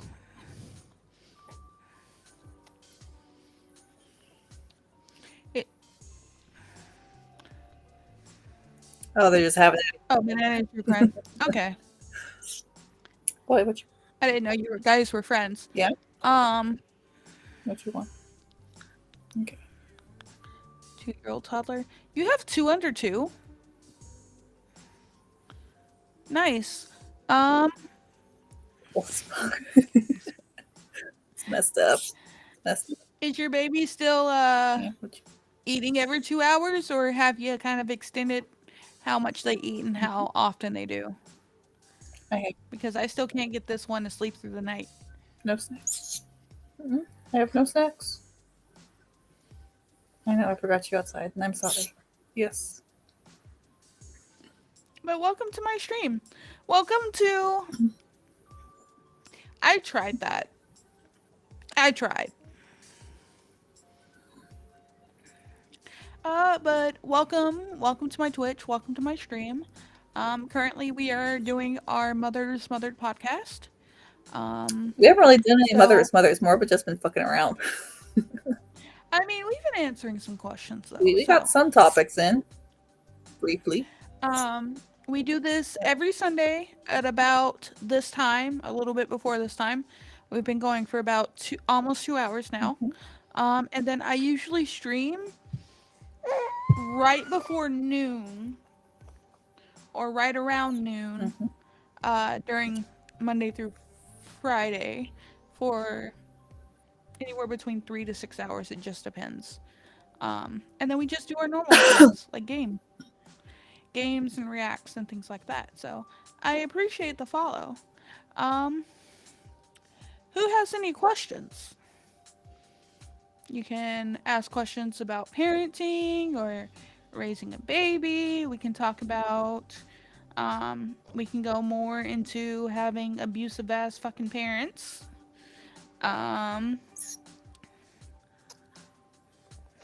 Or if you have any questions for Miss Rachel here. By the way, I mean it. I'm buying your book in a few weeks. I'm gonna read through that. You know, I keep using the And I'm gonna ebook come at you. like for free on special occasions. Like it was free for July. Probably put it free again in like December. Okay. I rather have the hard copy, like I had told you before, because I can't get it on Google Play. Yeah, I can't put that one So for free. It won't let me. Yeah. So, I'm gonna buy it. I'm gonna read it. I'm gonna come at you. I'm gonna tell you every little thing I want. I think. No, if you're gonna roast it, just make it a very juicy roast. Okay. Take a few bites out of that. You just like having my meat in your mouth. Let me know when you start roasting. I will console myself with ice cream. The bird actually talks to you. Yeah, well, I found Chicken, what's his name, in the bullpen about 2 years ago. He just had a birthday this past July. So he's 2 years old. And he was just a little cheapy. Didn't have any feathers on him, really. And I just raised him from there. And he wasn't the first sparrow I fostered. But what had happened that he can't fly now is that the cat accidentally got in the house, and before I could catch her, she grabbed a hold of him when he was learning to fly. So she bit down on him and hurt his little wing, and he never really recovered correctly. I didn't think he would make it through the night, honestly. But he made it. He just can't get airlift. So, yeah, he just lives here with me now. And I thought I was committing to like 3, maybe 5 years tops. No, in captivity, they live up to 23 years. Not the way I feed him, though. I give him potato chips and cake and shit. He's living his best life. We have some questions, so let's do these in order. Mm-hmm. First thing was, Esteban, how has it been raising your child so far? It's it's hard. I'm going to say it's hard but rewarding. They say it gets harder because I'll say this all the time when people ask. They say it gets harder the older they get, and in my opinion, I don't think it gets harder. I think it gets harder in a different way. So like right now what's hard is the fact that she's not sleeping through the night. I'm not sleeping very well. She has to eat so often, so I have to drop a lot of things to take care of her, which I don't mind doing. It's not a complaint, but that's the hardest part with her right now. But she's also getting to be, more independent, playing on her own. I still interact with her. I don't just like sit her somewhere and never interact with her throughout the day when she's fine on her own, but she's getting to be a little bit more independent. Um, because she is 6 months old, she's learning how to move around, different things like that. She's laughing, rolling over, has her toys that she likes, and things like that. So I could leave her for like an hour and she'll have the time of her life. So that has gotten a little bit easier. But I know that I'm not far off from her being mobile, crawling, and things like that, which is going to keep me more on my toes. So it's going to like switch from the hard part is being no sleep to the hard part is being keeping up with her and making sure she's not getting into things she shouldn't because she's going to be crawling, if that makes sense. So as of right now, I would say that's probably the hardest part, but it's also very rewarding because you get to see like the most mundane things that you can do as a human being, and then you have a baby that every little thing is brand new. So, and you get excited for them over mundane things. I shit you not. Like, she's not a potato anymore. Like, I can't, she'll like lay there and not do anything and just fall asleep. So, like, you like know kind of like the milestones they have to hit. For example, like one of hers was rolling over.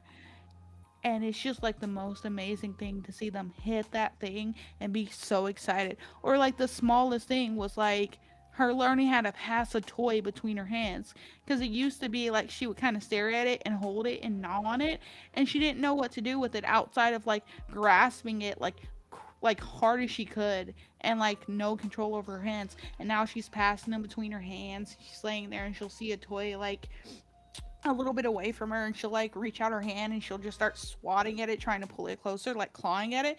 And it's just like the most amazing thing to see them do something so mundane and be excited about it. Mm-hmm.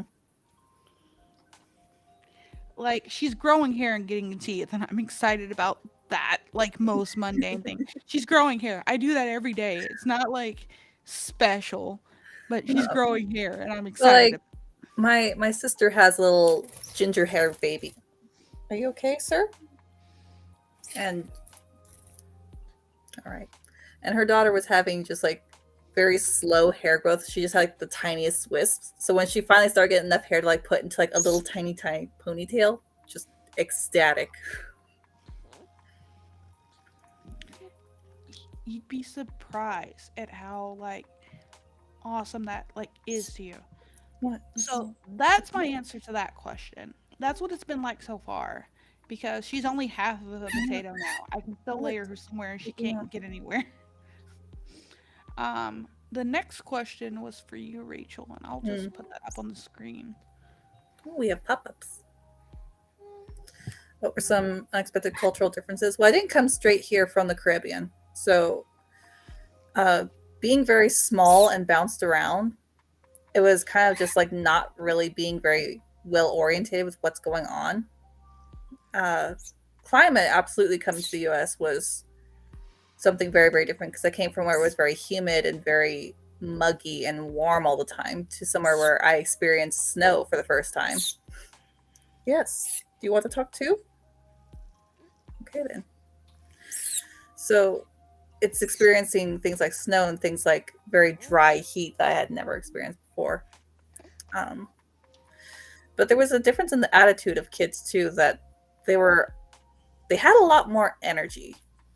I'm gonna try and put it nicely like that, where they weren't as well organized as they should be, and they were a little bit more rowdy. Uh, but it was nothing like it was so long ago that I don't really remember any big shifts about it. So, yes, hi, did you poop on me? Thank you very much. I don't know if that answers the question because it's just so long ago that anything that did stand out has just been, it's just become normal now. What do you want? Then we have the next one from Moon. Because he says, "Is love even real? I grew up with a single mom who dated a man who wasn't interested in a serious relationship. As I grew up, I didn't understand why she had stayed with him for so long. I don't think love is real." There's a difference. I'm going to tell you, love is real, and there's different types of it. So, you're focusing with this question more on the romantic side. Yes, romantic love is real. The situation, in my opinion, that you are describing is your mother was someone who just didn't want to be alone.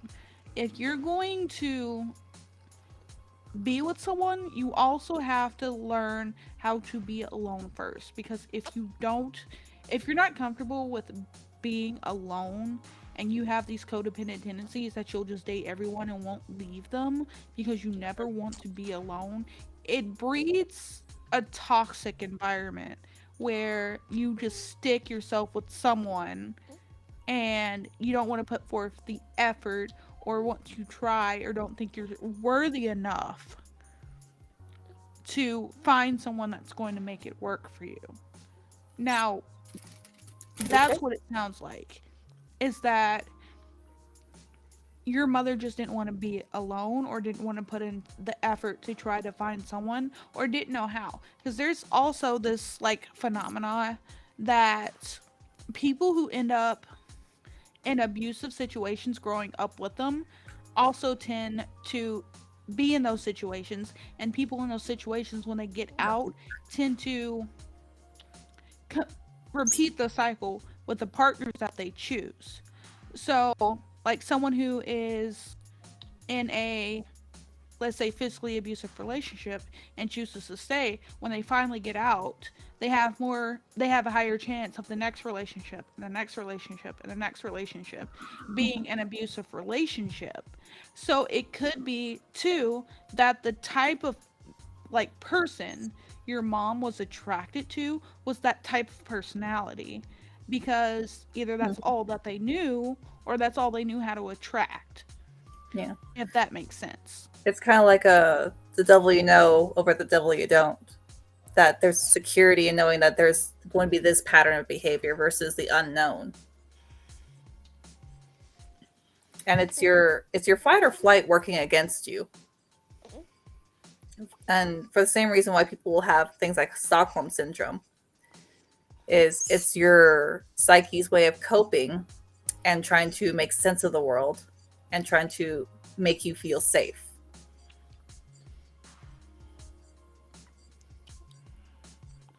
So I think it's just like it's a complicated topic, but it sounds like, just to make it as simple as possible, is that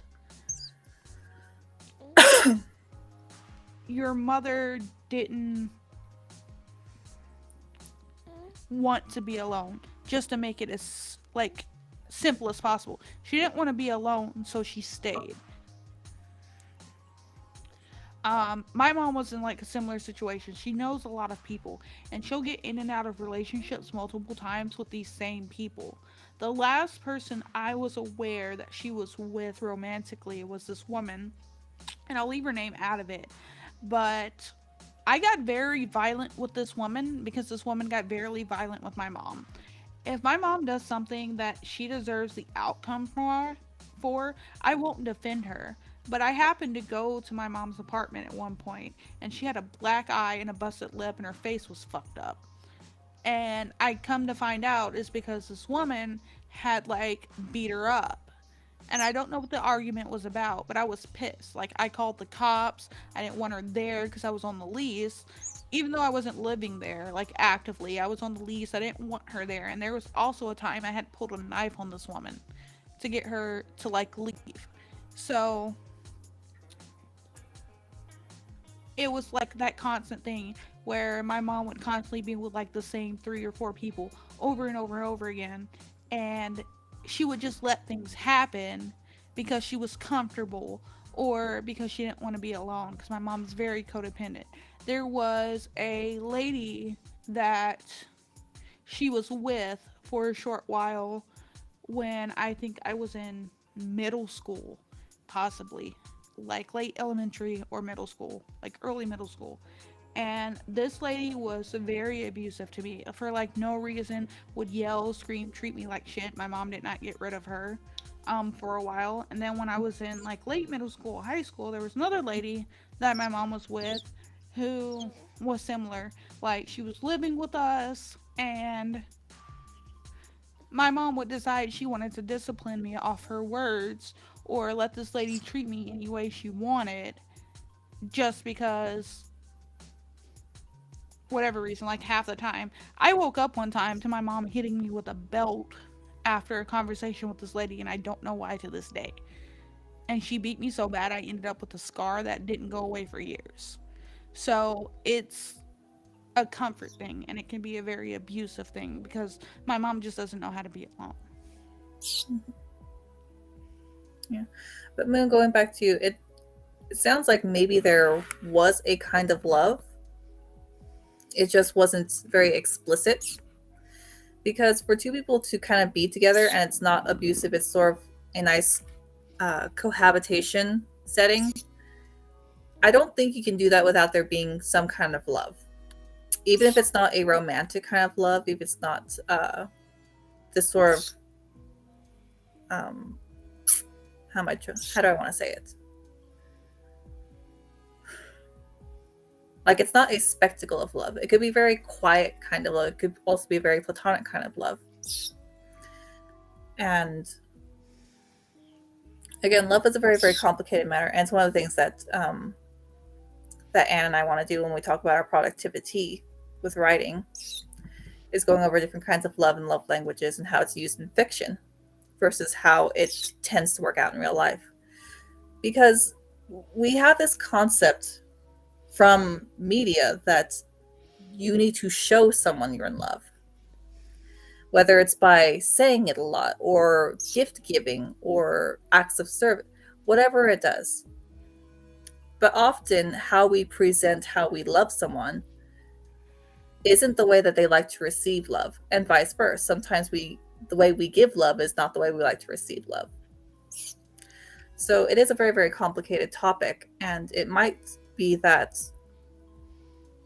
even though you don't grasp how that was love, hi, can I help you? That maybe there was an aspect of this relationship, of this dynamic that was there and could be called love. But again, I'm not privy to the full context of that relationship, so that's about as close as I can get to trying to answer your question from just what I've gleaned from what you've said. And I don't know if that helps, but maybe. Okay, Moon. I've read your other messages. I was a little further up in chat. So you keep using love as like a general term, right? So let's go off of using it generally. All right. So you don't think love exists as a concept, but you just told me that your mom did thing that they were hard for her, and she did what she could to keep you housed, right? So, in that case, do you not believe that your mother loved you? Because if that was the case, she could have left you like literally could have left you and decided not to take care of you anymore and didn't have to go through what you're describing if that's what she did to keep you housed is stay with a man who didn't want to commit to her to keep you housed. Does that not sound like a sort of love to you? Because she didn't have to do that. There were other options and she didn't have to keep you. I believe it was her responsibility, but she could have put you up for adoption or left you with someone else. Well, we might be reading wrong into it as well, because again, we're not privy to the full context of it. Yeah. This one says, I used to think love wasn't real until I experienced my first relationship. I didn't know true love until I met my fiance. Yeah, and that could be another factor too, is that, maybe there's a vacancy of it, of not experiencing a fullness of love. And then when you start feeling more and more of this experience and the different levels and the different gravities of it, there's a realization in there. Okay, are you done? Done. Come here. Like right now, too, like I'm feeding her and burping her and staying up with her. My back is killing me. I'm not getting any sleep, and things are hard for me right now. But I love my baby and I do anything for her. And that's why I don't mind suffering, like, to take care of her. Because certain types of loves can be toxic. Like, not all love is good, but you also have types of unconditional love, whether it's romantic, platonic, parental. There's so many different types, familial. Mm-hmm. So there's just so many different types of love, and there's so many different levels, and some of them can be good and some of them can be bad, right? And I get tired and I get fed up with her sometimes, and it becomes a little much. But the smallest things also make it like really worth it to me because I know she loves me too. And how do I know that? Well, I'll put her down for a nap, and when she wakes up, she'll just be over there babbling, making noise. And then the second she sees my face, the biggest smile lights up like I'm the best thing she's seen since she's woken up. Little things like that will let you know that someone loves you and wants to be around you. Yeah. And I mean, even if you don't feel like you've experienced a love like that yet, that's also okay. Like, there's a very, very beautiful quote. I'm gonna fuck it up. I know that I am. So let me surmise it. There's a film called Under the Tuscan Sun, if you guys have ever known it. And it is a love story. I wouldn't necessarily call it a romance story. Yes, hello, chicken. But we start off with this woman who... Okay. Yes, do you want to talk too? All right. She's going through a divorce, and it's a very nasty divorce. Her husband has cheated on her. He's leaving her for another woman. She moves into this tiny ass apartment. She's very miserable. Decides to take a spur of the moment trip that her friends had gifted her to go to Tuscany. Buys this house, falls in love with a guy who's already married. Like, oh, he's not the one. Like, falls for a different guy. He's not the one. There comes a moment where there's these two kids who are just madly in love with each other, and the families don't get along. Very Romeo and Juliet reminiscent. But the family's argument is, they're kids. What do they know about love? What do you know about love? Like, you went and you were married and you got divorced. Like, what do you know? Like, true love does not exist. It's a thing in fairy tales. You should be more practical about it. And she argues, no, true love is real. I just haven't found it yet. But these kids have. So you don't have to experience it for yourself to kind of see it and be able to understand that's what that is. I don't know if that makes any sense. And Moon, you don't have to go anywhere. It's okay that you don't understand relationships and you're not entirely grasping the concept. That's fine. Because in my opinion, the best way to learn how to interact with people or to be in a relationship with someone is having that experience, because it's going to be like, What do you want? it's very rare for the very first relationship you ever get into to be the one that you're in forever. Mm-hmm. Like, that doesn't happen much. So a lot of people have failed relationship after failed relationship, and you learn a little bit more through each one. Yeah. So, and then there's also different types of relationships too. So if we're talking purely romantic, you learn with each like relationship that you're in, Mm-hmm. however long it may be. You take a little bit from it. From every heartache, you take something a little bit different from it. Mm-hmm. And they help you to understand what you want out of a relationship Mm-hmm. and help you grow as a person who is getting into relationships. So, my goal always with relationships was the hope, because it wasn't a guarantee, that the end result would be me being married, right? And I've gone through probably like 5 or 6 different boyfriends Mm-hmm. before finding my husband. Yeah. So each one taught me something a little bit different. You get a little bit mature with each one, right?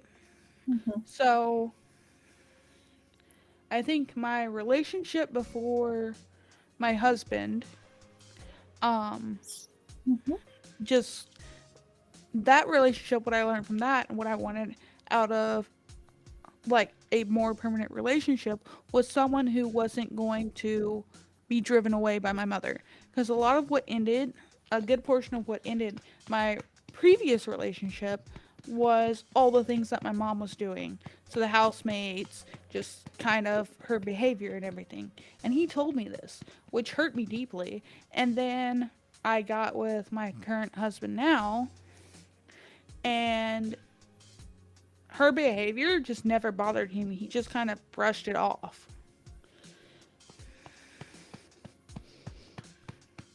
So, and he challenges me to do better, to like Mm-hmm. make our relationship a little bit more harmonious, like I tried to do with him. Because God, he can drive me up a fucking wall.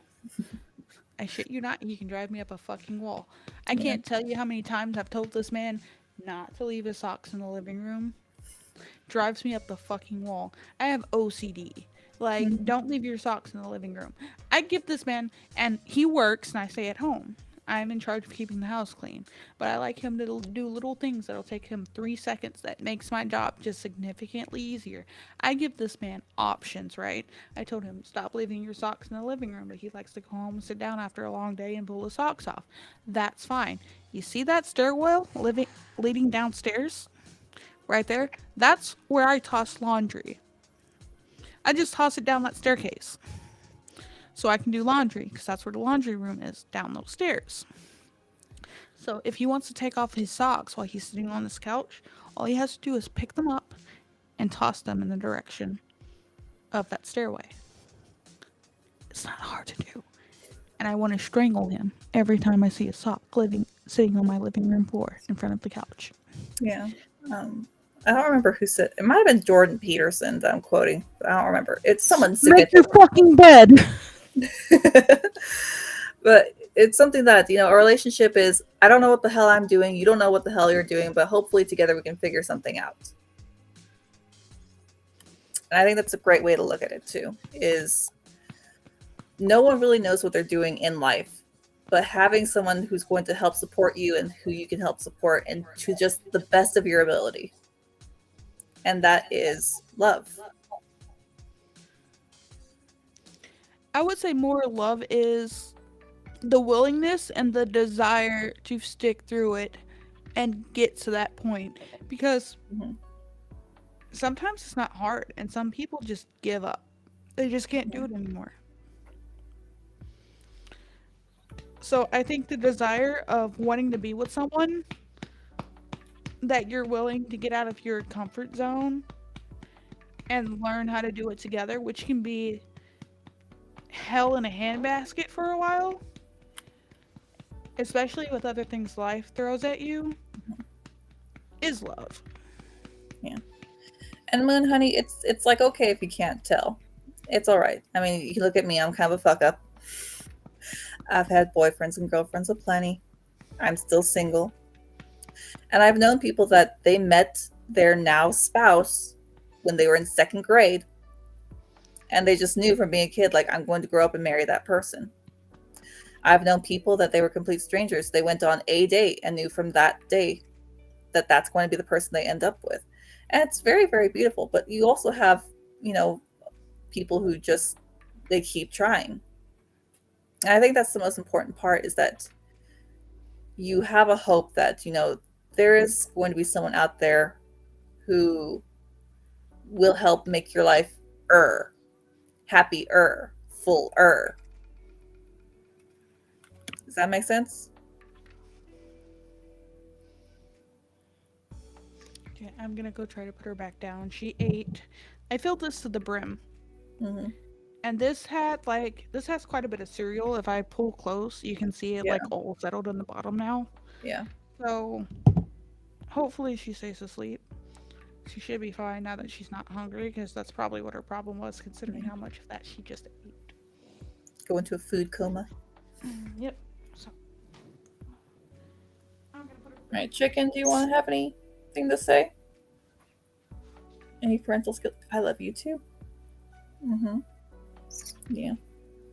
You have been awfully cuddly ever since I've been bringing chickies into the room. Yeah. Were you worried that your place as the house bird was in jeopardy? Mm-hmm. Yeah, you were worried.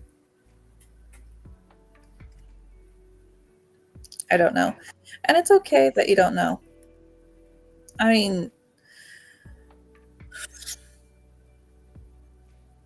people are complex. I mean, we will sit around, we'll joke, to think like a man is easy. They want a beer to see something naked. It's a running joke. But people as individuals are complex, multidimensional beings. And part of what makes us complex is that we don't always know what's going on. Sometimes we don't know what's going on with ourselves. Sometimes we're just having kind of a meltdown. We don't even know why. And that's also okay. You work through it the best that you can. A relationship can still have love whether it works out or not. Yeah. I mean, and this is something that I've said about many of my exes, is that I resent one, because that was a very toxic relationship. And it was a very abusive relationship, to the point where I was saying, I don't even know why he likes me. Like, I'm not worthwhile. And I caught myself saying this. And that's the only relationship that I kind of resent. But every other one, even though it hasn't worked out, like, there was still hi, do you want to talk? Yes. But there was still a factor of love, even though it didn't work out. It's okay to live in this world, to learn and grow. Yeah. And, I think we're so set on that we have to make a relationship work out. You can't force a relationship to work out, because that's not fully in your control. That's also partially in the control of another person. And not everything that ends has to be in this spectacular, that they were never the person I thought they were and you villainize them. It doesn't have to be that way. I mean, there's relationships that I've had and they've ended, and I do miss the person, because they were just a very nice person. It just didn't work out with what we wanted in life. That maybe that particular individual wanted, the bourgeoisie of living in a big city, and I'm not a big city person, and that was just something that we couldn't agree on, like, just as a aspect. Damn it, woman. You lean into the camera and you eat slower while making full eye contact. That is the content we are here for. Full eye contact and eat slowly.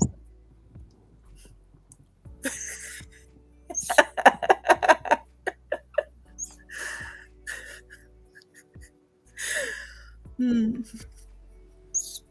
What? I love you too. Yeah. I am your bird mom.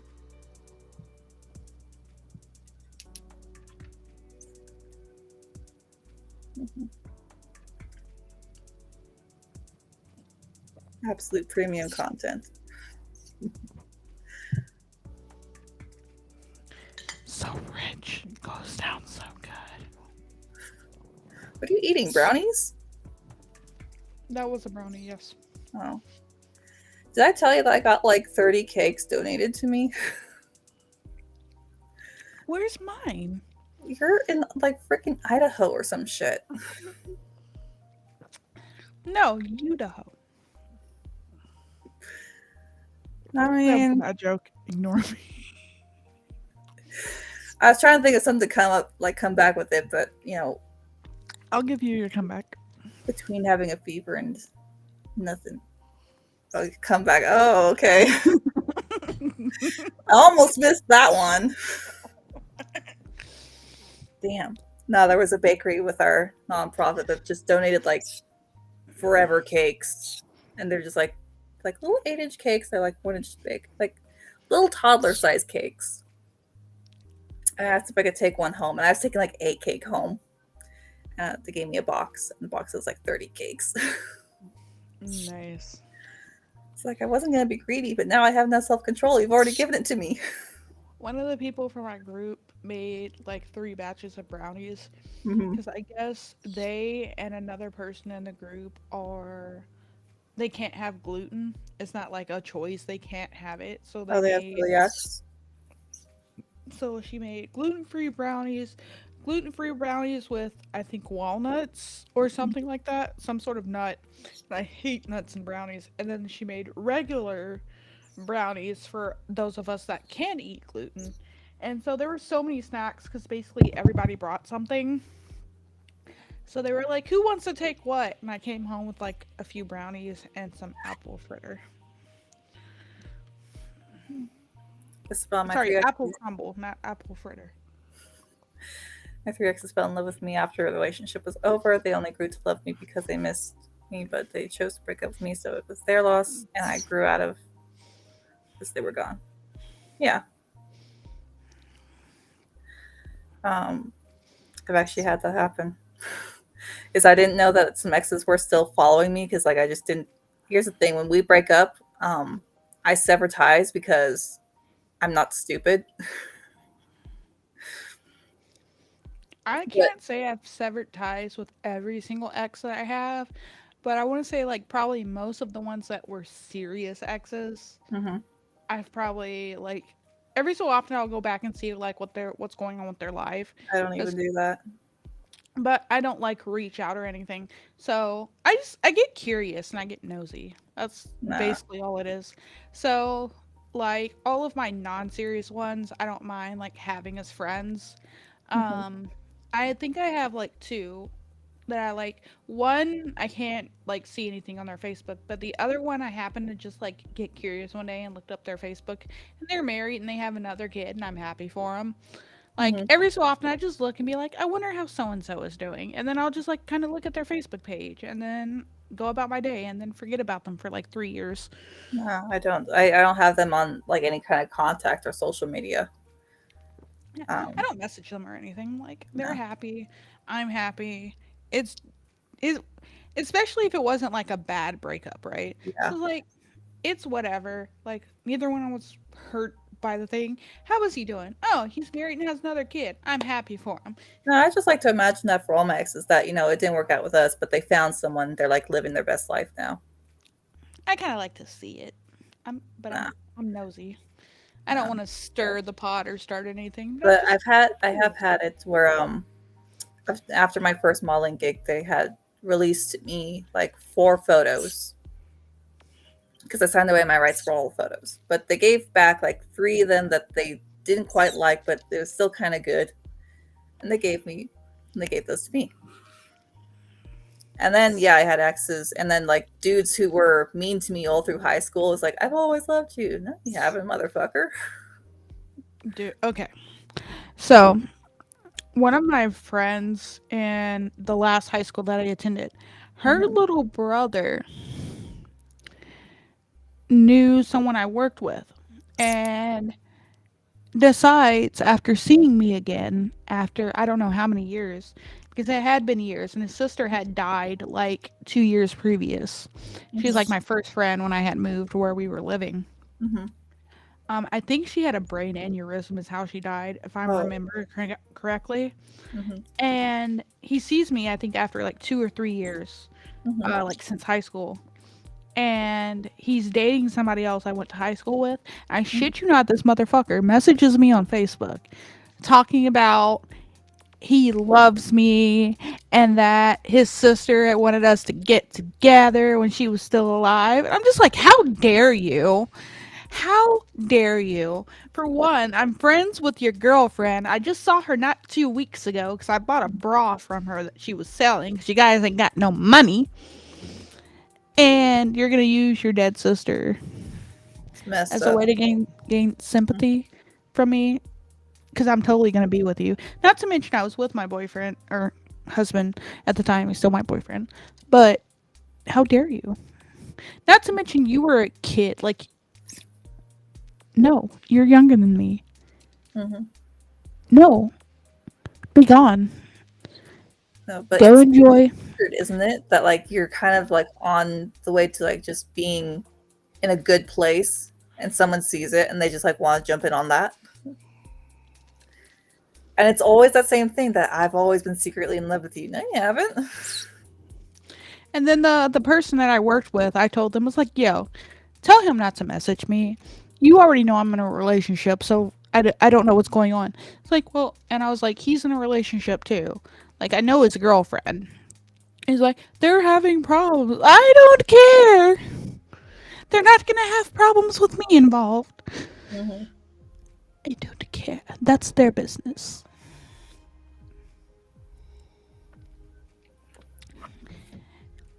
Next thing I need, last thing I need, is all of the people I went to high school with messaging me wondering why I broke up someone's happy home. Not happening.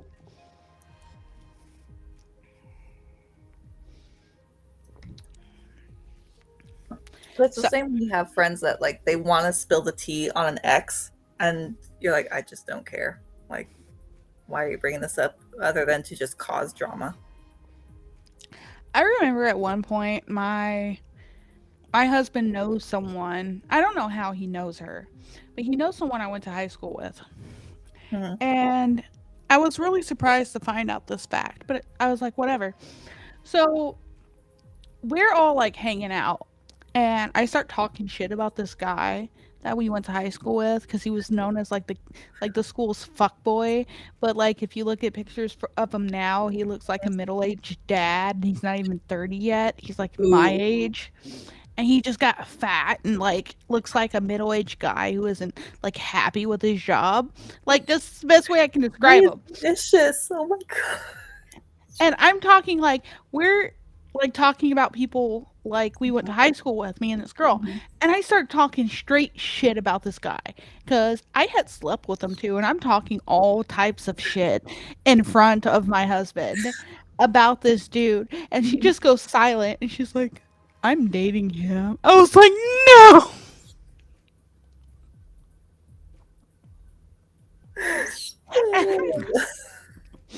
I felt so bad. Hubris at its I was finest. I felt so bad. It's messed up. That's so messed up. And you see, I've had the opposite happen where some guy wants to start a rumor that he and I were having sex regularly. And I was like, you know what? The internet has prepared me for this moment. Yes, we are. He likes sour cream rubbed on his junk beforehand. And his nipples clamped.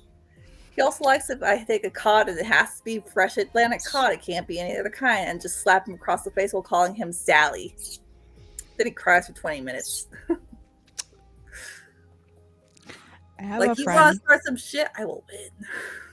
I have a friend who does leatherworking. Mm-hmm. And she's married now, but she was dating her husband back then, Mhm. and because of the type of life they live, Mhm. she gets some really weird people in her life. Let's just say that. So this one dude was texting her. There's two different stories here. This one dude was texting her, knew she like kept a whole bunch of animals and did leather working. She hadn't heard from this dude in a long while, but apparently he was running through town, like driving through town on his way to somewhere, and he texted her. Mhm. I guess trying to hook up, Mhm. and had the nerve to send her the dumbest fucking text message ever, What's that asking if she wanted. He asked if she wanted to meet up because he was still the top reptile. She had no clue what that meant. And this is not like coming from her mouth. I've seen these messages. We were both very confused. Another situation she was in is that this dude kept messaging her and she was entertaining this and her boyfriend knew about it. Mhm. And he sent a picture of his junk to her. And instead of her getting mad, apparently I saw a picture. This thing was enormous. And she did not believe it was real. Mhm. So she pulls the ultimate gotcha, or so she thought, and she Mhm. sends him a list of things he must do with said member of the body to prove it was real. And she literally told him he at one of the things he had to do was make it wear a tiny hat. Tell me in my life, I don't think I've ever seen ever again a picture of someone's junk wearing a tiny hat, a tiny cowboy hat.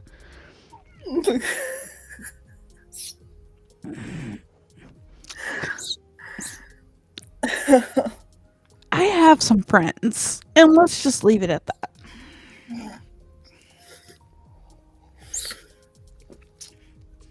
And her boyfriend knew about this, that she was receiving these pictures and giving him tasks to perform.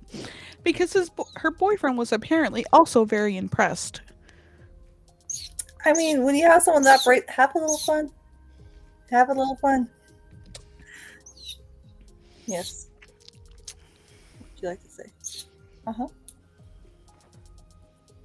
Anything else? Okay. He is sleeping. Yes. Good coma. Works every time. Perfect. Hopefully she stays asleep for a good long while. Esteban, you've never heard of the top reptile? I'm not How telling. is this? I'm not telling him. I'm not doing it. How has this evolved into us telling stories of weird, like? Because Let's it's get back great. on topic. Give us some questions. We're like, oh hey, let's do a Q&A. We don't have any Q's or A's, so we're just gonna fuck around and find out. You guys know some wild people. I mean, Aaron, yes, I kind of do. I don't know. I'm sure there has to be like wilder people out there. So, because like, there's no possible way anything in my life is that entertaining. Like, it's me. I once walked into a coworker in the back room, completely naked, sitting next to a chair with an umbrella popped up, singing "Dancing in the Rain." I just turned a corner and saw the sight, fully fucking naked, with an umbrella propped up on her station for no reason, singing "Dancing in the Rain" because she was funny as fuck. I walked into a 3-person human pretzel because 3 of these girls were completely naked in the back and liked popping pimples on each other's backs. How they managed to turn themselves into a pretzel to this day, I will never know.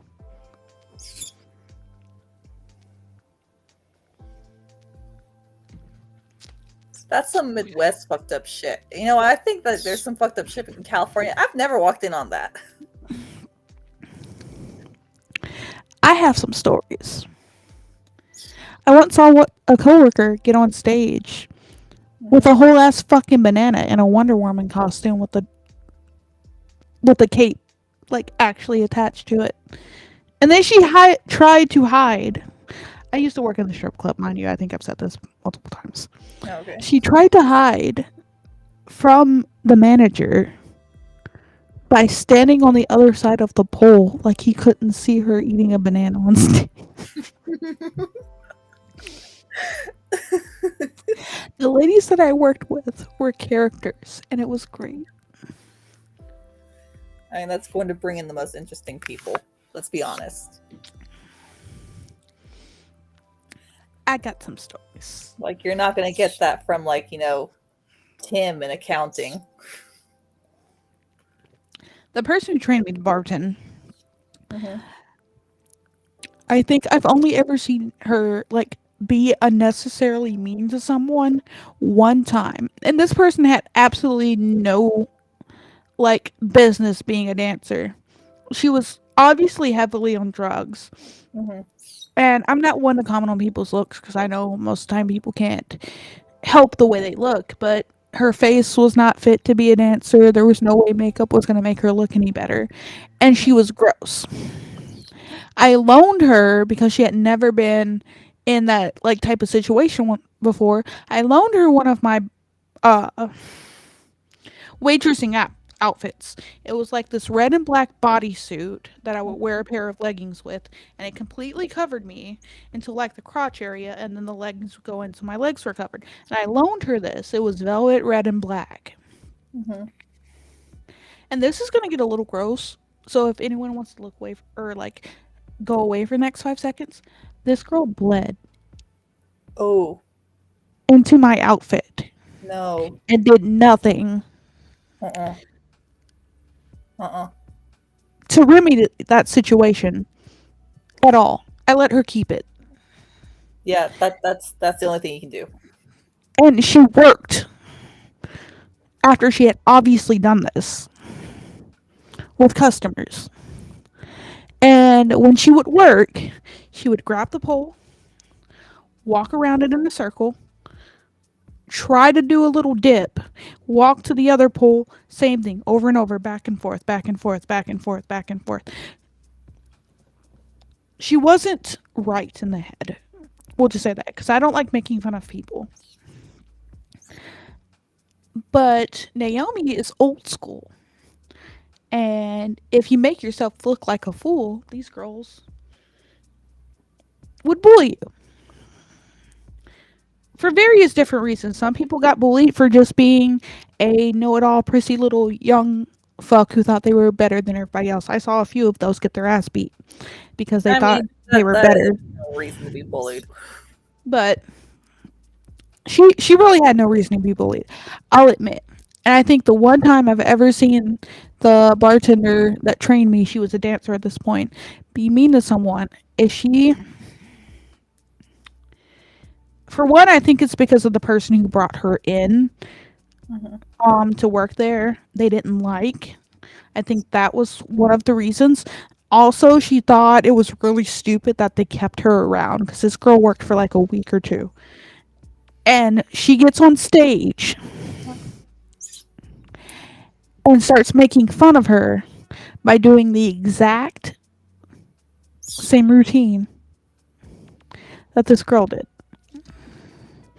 And I kind of felt bad. It wasn't my place to say anything. But yeah, I have some good and bad stories. Like, Naomi got on stage shuffling like this girl did because she couldn't walk correctly and she kind of had a hump. And just walked around the pole, walked to the other end of stage, walked around the pole, and acted just like this girl. I'm just like, there must have been some stuff going on in the back Mm-hmm. that the nicest person I know in this like club is making fun of this girl. And I don't know what it was. I wasn't in the back. I didn't work back there. So I'm going to leave it alone. That's all I had to say. I have some good and bad stories. I've always thought I can't be a stripper because, I don't look good naked, and also I've got 2 left feet. Maybe I should try it. I've got some student loan debt I need to get paid. I mean, go right ahead. I say find a small town strip club. It's a good place to learn. But yeah, I have some good and some bad stories Sorry, about that. it just sounds like legitimate advice, and I don't know. The irony of it is just making me laugh. Yeah, I have some good and bad stories about that place. Mm. I have stories about fights. I have stories about funny moments. I have Mm-hmm. stories about people getting their ass beat and they deserved it. I think the last fight I remember vividly was we had a lady that worked there. She had two kids, and her oldest kid was like he's a teenager. And he was a teenager at this time too. He was like early teens. Yeah. And his dad had died before she Well, had her second kid. mm-hmm. She had her second kid by someone else, but his dad had died like years previous, and they had been married. And apparently, it was like a lot that they had went through because he was sick or something. Yeah. And some lady comes in that apparently had known her late husband, and we did not know this fight was about to happen, mind you. Mm-hmm. The lady goes up to her stage while she's working. And she's known for doing whatever she wants, walking off the stage if no one's coming to tip her or anything. And apparently had said something along the lines of, your husband would be disappointed that this is what you're doing to raise a son. Like, mention her husband at all. This lady walks away and tries to go to the bathroom. The girl that was on stage, or Mm-hmm. woman that was on stage, walked to the back, grabbed her drink, took a drink of it, picked up her money back, and walked off stage. Calm as hell. Mm-hmm. Starts walking towards the back in the middle of her set, just leaves the stage, calmly walks towards the back where the dressing room is. We think she's done because no one's come to her stage, and she just gave up. She gets about to the bathroom at about the same time that the lady does, Mm-hmm. and all hell broke loose because out of nowhere, she just grabs this woman by a hair, gets Mm-hmm. on top of her, and starts wailing. I was still like, we could not get there fast enough. She threw us all off because we thought that she was just done. We did Mm-hmm. not know she was pissed and about to beat this woman's ass. Well, yeah. No one plans murder out loud. I've never seen someone so calm and angry in my life. And knowing this girl, she's usually loud, and I felt like she would have said something to indicate no. She knew what she was doing. Mm-hmm. It was kind of pretty cool. I think the funniest one had to have been the same bartender lady was working there, and her boyfriend works down the street at the other club as a bouncer. And so she has like stepkids or whatever that go and hang out at the other club because they can get in for free. Mm-hmm.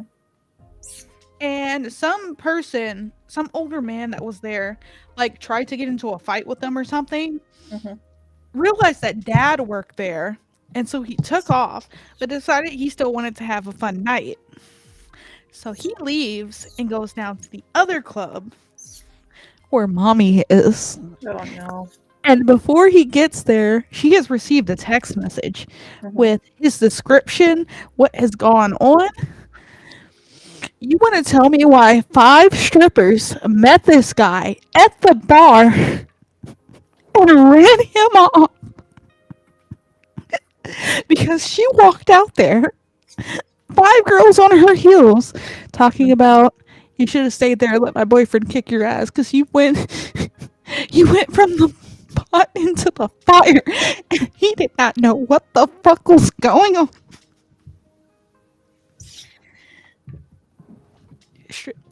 Long story short, strip clubs be cray cray. I'm just saying that. Who has questions? There are a lot of questions. What are your thoughts on school bullies from what I experienced? I realize how much bullying I am. I let other people treat me terribly and barely fought back. It depends on the kind of bullying. Mm-hmm. It's going to be kind of a hot take. I don't think people should be cruel to another person, You cannot fly. But there are some people who should receive some slight bullying, just slightly. And it's usually the ones that have a chip on their shoulder and they could do with a little character tuning. We're not talking about being cruel. Don't steal people's money, constantly talk bad about them, shove them in lockers, like constantly just being cruel to be cruel. We're not talking about cruelty. We're talking about a little character adjustment. Um, so like for people who have a chip on their shoulders, you think they're hot shit, or the ones that do bully people should receive a little bit of bullying. Just a little bit, just a little taste of their own medicine, or a little bit of a humbling, I would say, makes more sense. Like hubris. Yeah. So, not anything crazy. Maybe every so often, like, hide their gym clothes so they're like stuck in there for a little while searching for them. Like, just kind of let them know that they're not as hot shit as they think they are. Does that make sense? Now, cruel bullies. The type of people to bully you on stuff that you can't change. Oh, you're poor. Oh, you're ugly. Oh, this, oh, that. The type of people who will bully you and be cruel to you for things that you cannot help, for your social status, for things like that, like cruel bullying, should never be allowed. No. Because I grew up being bullied. I've had girls hit me in the face with beads in their hair. I've been pulled by my hair. At one point, I was trying to go to the park in the complex that we lived in, and they closed the gate on me. And then when I tried to climb the fence because I wanted to play in the playground, and I was like, I don't know, 11 or 12, they climbed up there and started beating my hands off the fence. It's fucked up. So I don't think people should be cruel to each other. But there is a certain amount of bullying, I would say, that's okay to kind of humble people. Edie's here. Hey, Edie. Hi, Edie. My room still like needs. I have projects going on. They just never get finished. That's fine. Because there are levels to it, just like there's levels to everything. Yeah. And then there's the type of bullying that, like, the fun little bullying you do between friends, where it's all like fun and games, no one really gets hurt. So there, like most everything, there are levels to it.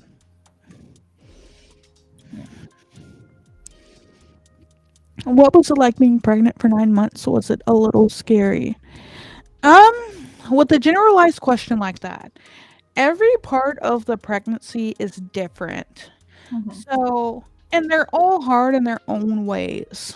So, they'll tell you that the first trimester sucks, the second trimester is the easiest, and the third one gets a little bit harder than the first two.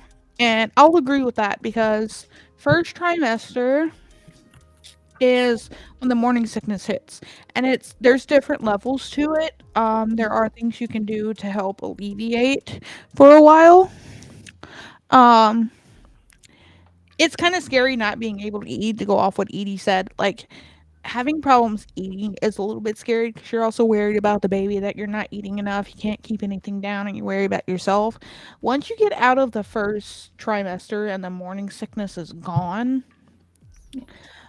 then you're in the second trimester. It's the easiest. The baby isn't too big. The morning sickness is gone. Mhm. You're just kind of tired all the time, but you don't have as many problems. When you get into the third trimester and the baby starts getting bigger and start moving around, is when things start getting a little bit difficult because you're tired all the time. Things are starting to like hurt. You're getting extra weight. Plus, when you're pregnant and your baby starts moving, your normal everyday emotions to a baby keep them asleep. So they sleep throughout the day while you're up awake and moving around. But when it comes time for you to go to sleep, you're not moving as much. That's when baby wants to be most active and keep you Get awake. pregnancy insomnia from it. Yep. So it gets difficult to sleep too. Hmm. So I relied on Leon to get me to sleep through my last trimester. I don't know if I've said this. I would literally put on his streams every time he streamed, went and got in the bed, and fell asleep listening to him because I couldn't fall asleep otherwise. Like, I would literally come in and was like, okay, you're streaming. Thank you. I need to sleep. He's like, okay, cool. I would literally, like, just have a stream playing to fall asleep. Hmm. So, um, But also, every pregnancy is going to be different too, because there's some women that in their first trimester they don't really go through nausea, but they go through all these different cravings. mhm. The cravings can be real. I can't say I really had pregnancy cravings. Hmm. Um, I didn't really have any. My nausea was really bad though. Like they put me on medication to control my nausea Hmm. because I couldn't keep down water. My morning sickness was really bad. Hmm. And driving exacerbated it. So like if I had to drive for work longer than I want to say the normal 10-15 minutes it took to get to the normal stores I worked at because I had to go out of town quite a few times while I was in my first trimester and morning sickness running rapid, and one of those times I had to drive 2 hours. Normally it was just like 45-50 minutes to another store, but if I had to drive for that long it didn't matter if I took my medication because I was like locking the doors and throwing up all day. Hmm. um and then, is pregnancy scary? Pregnancy can be pretty scary. Um, and it can be very irritating too. You have a lot of things that you worry about when you're pregnant, especially when it comes time for like giving birth, because as a woman, you have all these worries like, am I going to make it through this? This hurts, different things. Um, so yeah, it can be scary because Hmm. there's a lot of things going on in general too, like from earlier with the nausea, not being sure you're gonna eat in the first part of your pregnancy, being worried that your baby's not gonna make it is a huge thing because for the most likely to lose your baby in the first trimester to miscarry than in the second and the third. So that's a big thing that you have to worry about. Um, I did not have any weird food cravings. Um, and then for me personally, when she initially started moving, I hated it. I hated it with a passion. It's just because it felt like what a fish feels like if you feel it like moving in your hand. It was just that wet. It kind of felt like that slimy, slithery feeling. I've never heard it described like that. Like when she initially, like the little flutters, just felt like Hmm. something was swimming, and I hated it. It put me on like pins and needles and on edge. When she actually started making more like stronger movements, not Hmm. the occasional like flutter and swimming feeling as she got bigger, I didn't mind it until she started digging her like joints into the side of my belly, and there was a constant knot on my left side. But her first movements felt like there was a fish in there, and I hated it. And every pregnancy is going to be different too. My mom will say how with me, I was very aggressive in her belly. That if someone touched her belly, I would just go punching and kicking. And then whenever she would just like sit down quietly or lay down, I just like would do jumping jacks. But with my brother, he would just be very, very quiet in the belly, to a point where she would get worried that, you know, he hasn't moved in a really long time. And that wasn't normal from what she experienced with me. So it's every pregnancy is going to be different. Have I explained my birth story on here, Esteban? Because if you don't know how actually ended up happening, I don't mind like going through my birth story. Um, just to let you know, though, um, when you're giving birth, women, it's true that you don't remember the pain. Like you remember being in pain, you don't remember like how much it hurt itself. And also, I will say, and you'll find this online, that contractions and the pain of contractions feel like very intense cramps. It's not like a stabbing, constant, like ebb and flow, like needle feeling of pain where it just doesn't go away. It just feels like really intense cramps that keep coming back. Like they'll go away and then they'll come back, and then they'll go away and then they'll come back. Think of it as You fine? What do you want? think of it as I want that shoulder. I'm trying to think what the best way to describe the pain of it is. Uh you ever get that like feeling that you really have to poop and then like your stomach starts contracting a little bit? Think of it like that, but on crack, turned up to like 100. So it's like cramps, but very, very intense ones. Um, The shoulder? so that's just kind of what it was. Now, as far as epidural, yeah, I didn't want the epidural for very, very many reasons. One thing that, especially if you've never given birth, you don't know, is with the epidural, it's a spinal block. So once you have it, you can't move. You can't get up and walk around. You can't do anything. You can't move. Um, then on top of that, when you have that, you have to they have to insert a catheter. So you can't pee on your own either. Like no one can help you. You can't go to the bathroom. You can't pee on your own. You have to have a catheter. Then after you give birth, you're stuck in your bed for another 2 hours while it wears off. Not to mention that because of how much pain an epidural blocks, you're more likely to tear because you just push. You don't really know what's going down there. You can't feel it. So it kind of blocks so much pain because they're basically just numbing the nerves. Like you don't feel anything. And I didn't want that. I didn't want to give up my movement, my facilities, anything else. I didn't want a catheter. I didn't want to feel like a potato. So that's why I chose not to go the epidural route. Now, I did want pain management because I knew that there was going to be pain and I wanted to try to go without the epidural. If push came to shove, I had said in my birth plan that if it really came down to it, I would not be against it. But for them to try to talk me out of it as much as they could and give other like recommendations. So it wasn't like epidural was completely off the table, but it was going to be the very last effort. Like if I took forever to give birth and I was going on like hours and hours and I just couldn't take it anymore. So for pain management, I took the IV option if I needed to take the edge off.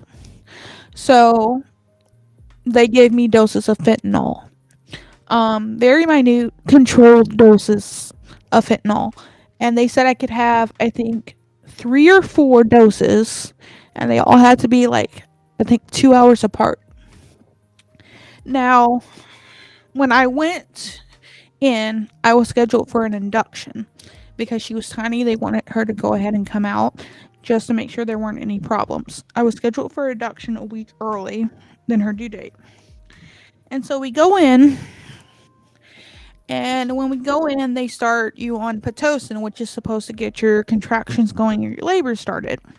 And they also broke my water to kind of jumpstart things.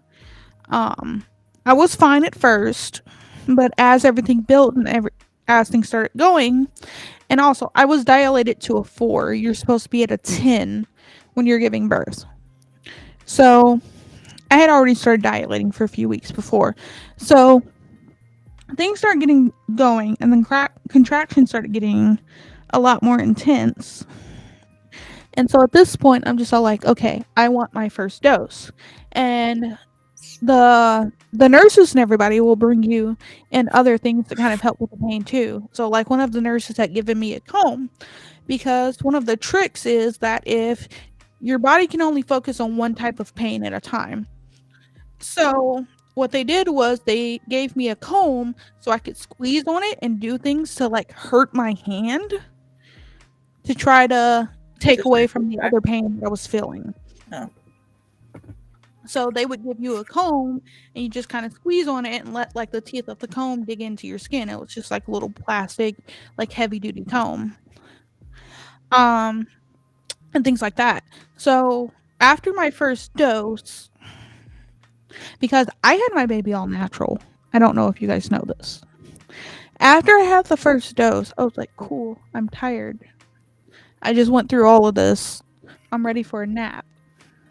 Mm-hmm. So I lay down on my side, I think it was, and tried to take a nap. Within 30 minutes, I had nurses and my doctor in my room coming in, making me turn over in every which way.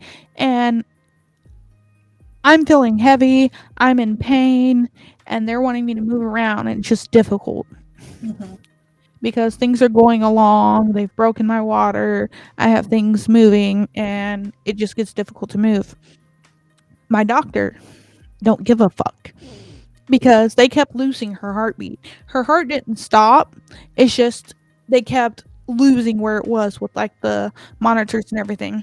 So that scared them. They came in, they started fucking with me to try to find her heartbeat, making me move around, figure out where she was so they could monitor her. Yeah. And so like I get to the point where I'm like, okay, give me time to actually move. Like it wasn't like I wasn't saying I was gonna move. I was just being too slow for them. And so my doctor didn't give a fuck. And this little frail little woman, probably about my size, is flipping me over like I weighed nothing. She did not give a fuck. She has done this for a while. I was nothing to her. I understand why she did it, and I'm not mad about it, but damn. So we go through this for, I want to say, a good hour, hour and a half. By the time that they are done with, I am asking for the next round of pain relief because my labor is progressing. They keep checking me. I want my pain relief. They told me no. They said since they couldn't, the baby kept like, they kept losing her heartbeat and it seemed like she might have been in a little bit of distress. They would not let me have another injection in my IV. Mm-hmm. Told me no. Not to mention, they inserted a Doppler onto her head because apparently the external ones weren't doing good. And I shit you not when I tell you that them inserting that Doppler onto her head hurt me worse than giving birth to her. I don't know what it is. It wasn't a huge thing, but that shit fucking hurt. I cried. I didn't cry giving birth. I cried when they inserted the Doppler and attached it to her head. I was not happy about that. Very not happy about that. But can't do anything about it. So then eventually the nurse, they're coming in and checking me and everything. Or they haven't checked me in a while at this point. And so the nurse was like, okay, let me know when you feel like you have the urge to push. And I think from the time I got there to the time I gave birth was only 5.5 hours. Mm-hmm. So it's been like a good 3.5 hours, what have you. And I'm just all like, maybe 4. Time has gone away because I've had a whole bunch of people in and out, just wouldn't leave me alone. So she was like, when you feel like pushing, let us know, yada yada. I was like, you mean like now? And so she goes to check me. I'm at 9 and like 3/4 dilated. Just that quickly. There. Just that quick. She's like, you just got a tiny bit more to go. I was like, fucking God. So at this point, they're coming back and forth to check me. I think it took about a good 30 minutes before they were like, okay, you're at the 10. Time to go. They call in a doctor. They get everything ready. It's go time. Pushing was difficult because I kept holding my breath. That was a no-no. I would hold my breath to try to push just to kind of get a little bit more leverage. That was a no-no. Apparently, they were not happy about that. I was supposed to breathe through the whole thing and focus on a whole bunch of stuff. And then apparently I wasn't pushing hard enough. So the doctor, being the smart one that she is, and has dealt with this for so long, was just like, okay, maybe if you had something to push against, you'd do a bit better. So she stuck her finger there, and I could feel it, surprisingly. And she's like, Mhm. just push against my finger. And she was pressing down on areas that hurt. And she's like, just push my finger out. Okay, it worked. I Since think I might have pushed for like an hour before I just started focusing on how I should push instead of just pushing. And Mhm. it did not take me long to get that big headed,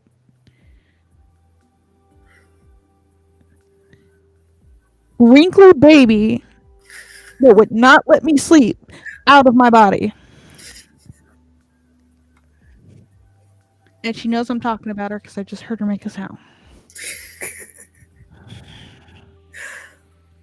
When I tell you Mhm. that she trolled me so hard from in my belly. She's like, "You're not getting any sleep today." I got there at 8 in the morning. She was born by 2. I have a piece of paper that's sitting on my shelf right over there that says exactly the exact time she was born. By 2 o'clock, she was here.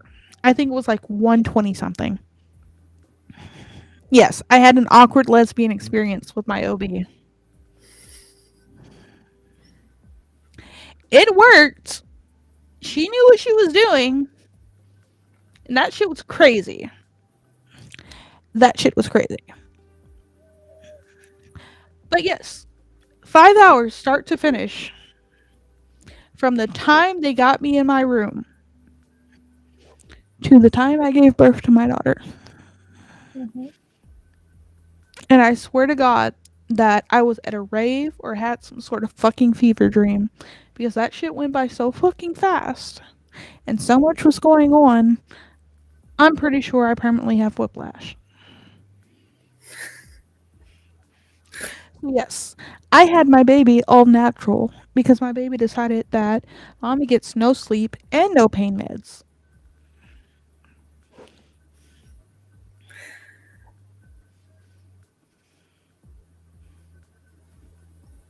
Yeah, she's still asleep. Um, I didn't check on her.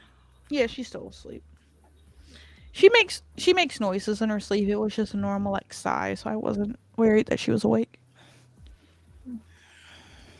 So yeah, that was my crazy experience. And I'm kind of glad that she was as small as she was because I think that had to do. She was like 5 pounds. It wasn't bad. She was about a good size for a baby girl. Yeah, I She was was on gonna the bring that lower up. I end, think but it I was like wasn't 6'8". uncommon. Yeah.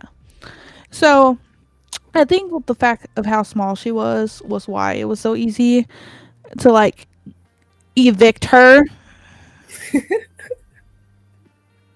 But excuse my French, but the little bitch decided she wanted to tear me anyway, and I didn't get an epidural. Little asshole. Oh, and I got my revenge on the doctors for not letting me sleep and having pain medications because apparently I peed on one of the nurses, and I'm not apologizing for it. Don't give a fuck. Hey man, you'd be surprised on like how many women poop when they give birth. So like, Yeah, that's pretty common because what they don't tell you is that the same muscles you use to poop are the same ones you use to push out your baby. mm, Exact same ones. So chances are when you give birth, you're gonna poop when you give birth because you have the head coming down the birth canal and it's pressing on your.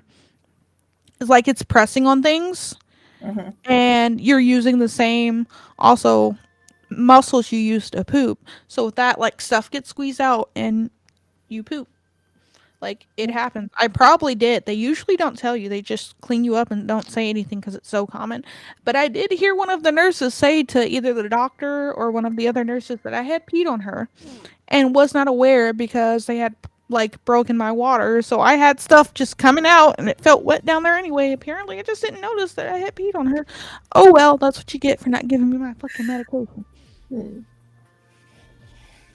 Zola's gonna be a crack fiend today.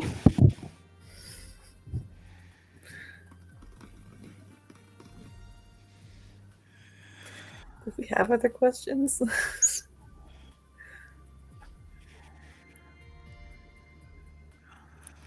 But I tell you what I did get to do.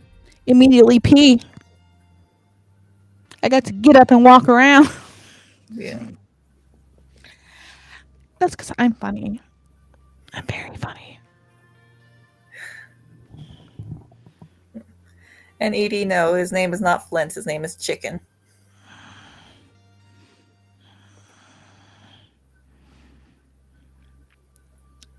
So yes, that is the story of how I gave birth to my crotch goblin. Crotch goblin.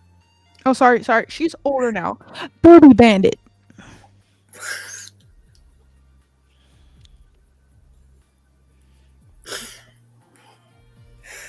Did you get these names off of like a mom page on Facebook?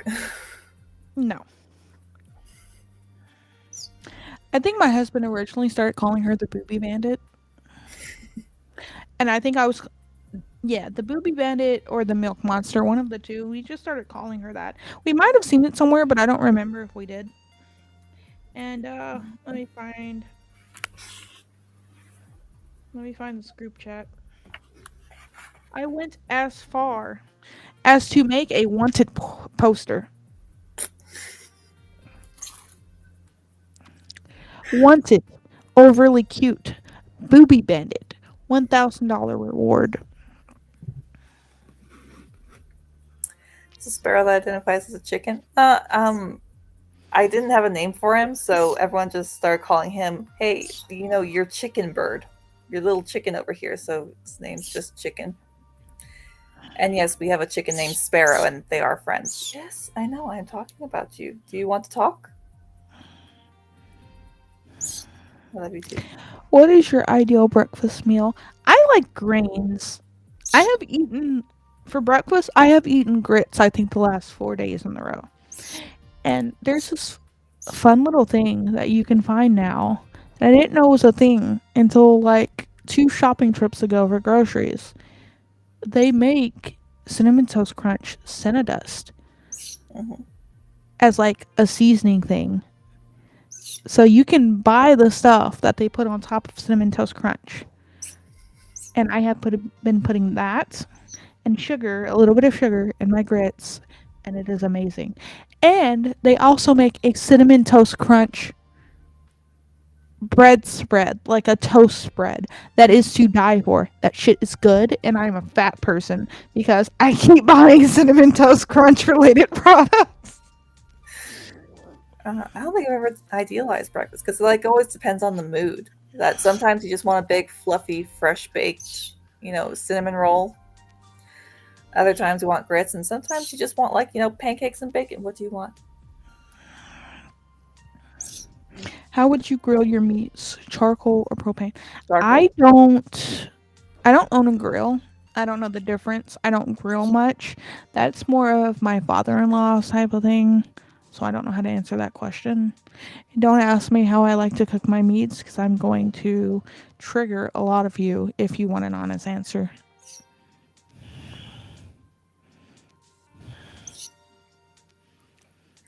Yeah, burgers, charcoal.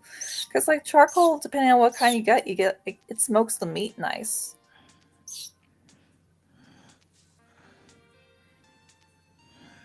Propane and propane accessories? I tell you what. Now, Peggy, that boy ain't right.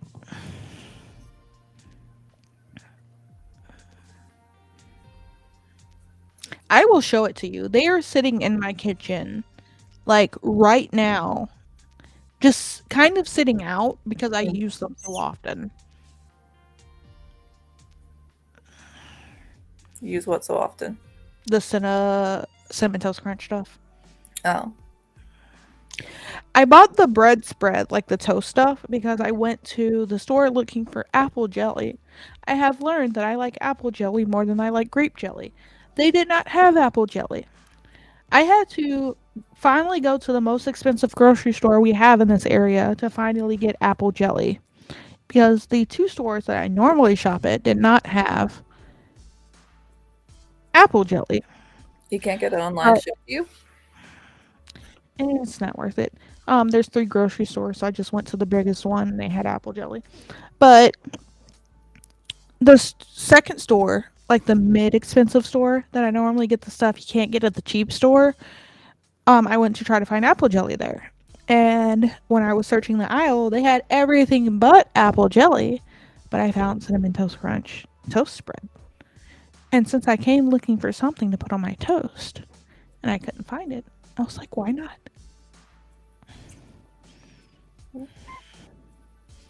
That's So probably that's how I ended up with that.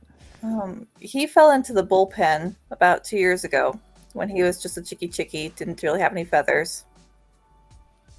And I climbed in, walked over, picked him up, and just decided that I was going to take care of him. And while he was learning how to fly, he was like jumping around, showing off that he can, like, he can fly. And the cat accidentally got inside and chomped on him. And he recovered, but his wing never fully healed properly. So he cannot fly. So he just lives with me. And yes, I'm Rachel. I got you tricked it with my pregnancy story. You mean my birth story? I'll tell you what. Giving birth to some crazy shit. You want to tell me how, like, crazy I am that I'd do it again? Oh, yeah. The plan was to start trying for another baby when she turned 6 months old. I said, fuck that noise. Because she's not sleeping through the night yet. And I'm not dealing with pregnancy without a full night's sleep. Not happening. Not happening. So when she decides she wants to start sleeping through the night, at least until like 8 a.m., she goes to bed at the normal time and she can make it to, let's say, 6 to 8 a.m. without waking me up. Then I will agree to start trying for a baby. No, you gotta wait till she's like 2. Like where she's got schedules are set, she's like in rhythm, she kind of has a little bit of independence, a little bit of autonomy. I don't know. You're okay, Esteban. I mean, by the time I had the baby, she would be around that time where she'd be a bit more independent Mm-hmm. and everything. She'd be walking and, I wouldn't have to worry about her as much. I am not going to be trying for another baby until this one is at least sleeping a decent amount that I don't have to wake up 2 to 3 hours after I've gone to sleep to pull her into bed with me and to deal with a little nipple biter when I'm dead asleep. Not happening. Not happening. When she decides she can sleep through the night for a decent amount of hours, that I don't wake up dog tired and falling asleep within an hour or two, then we can try for another baby. And we can do all this shit again, all the way down to whatever my future child decides not to let me sleep. One thing I will say though, that was probably a good thing about giving birth to her, outside of all of the craziness, is that they say because it's your first, that your first birth is your hardest birth because your uterus and different things like that expanding, not being used, yada yada yada, blah blah blah. Yeah. So if that's true for me, with my first birth being my hardest birth, and with how quickly and easily she came out, because in most births, 5 hours start to finish is nothing. Yeah. If that's anything to go by, with my first one being probably my hardest to get through, I swear to God, if I get pregnant with another baby and I go to give birth and I don't pop this baby out,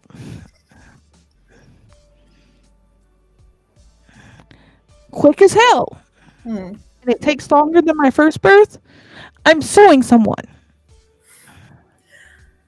I mean, when my mom was having me, it took her like 3 days. But then my brother was like 8 hours. So If my next birth takes longer than 5 hours, I'm suing someone because that means someone lied to me. If I don't pop the next one out within, like, I want to say 4 hours from the start of the birthing process, whether I get induced or not, I'm suing someone. Someone on the internet, the first person I come across that says the second birth is easier is getting sued because that's going to be the first person I found that lied to me. And when I get rich for that stupid shit on the levels of someone suing Red Bull because Red Bull doesn't give you wings, Wait, did that actually happen? that was the thing. Someone tried to sue Red Bull because Red Bull doesn't actually give you wings. That's why when you see a Red Bull commercial nowadays, it says Red Bull doesn't actually give you wings. I don't know how long it's been since I've seen a Red Bull commercial. I just kind of thought, like, this is common sense. Because someone tried to sue them for false advertisement.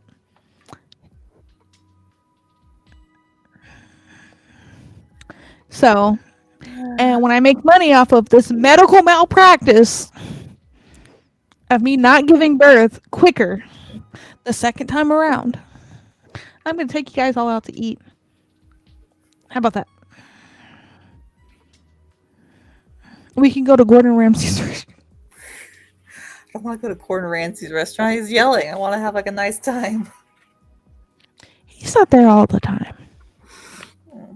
Just don't approach his kitchen complaining about stupid shit and you're okay. Oh my god. Just be approaching his kitchen. Could I have some salt on the table? Good lord! How stupid are you? Don't put salt on the fucking table. I feel like that's something you would ask a waiter for than going up the kitchen. Like going up to the kitchen would probably be all like, "Hey, you didn't cook my soup like steak all the way through." He's all like, "You want your fucking steak to be dead as fuck, flavorless? Get the fuck away from my kitchen!" Like shit like that, where you just annoy him for no fucking reason because he knows he's a good chef and you shouldn't be complaining. Like that type of shit. Because apparently, like, Gordon Ramsay doesn't give a fuck about your feelings if you're an adult, but if you're a child, he's like the sweetest fucking person. Yeah, like those things where it's the back to back. You know how he treats adults in the kitchen versus kids trying their best to do like little. Yeah, like Junior Chef versus like Master Chef. Yeah. Because he's not a heartless man. He just doesn't like idiots. Yeah. Like there's a point where you're an adult, you should comprehend these things better as opposed to a kid that, you know, they're not there yet. So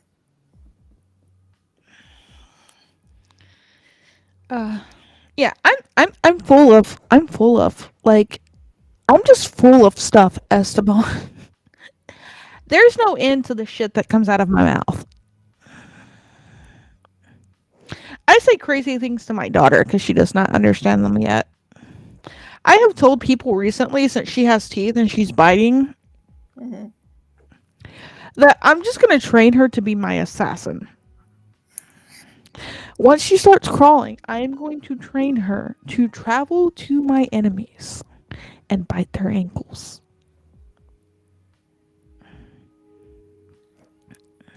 She is going to be my little ankle biter, and no one is safe.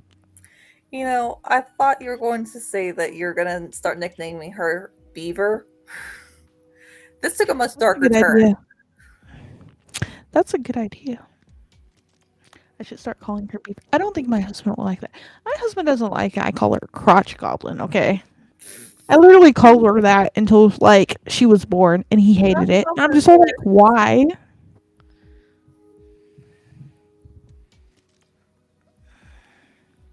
So now we have little, like, nicknames for her.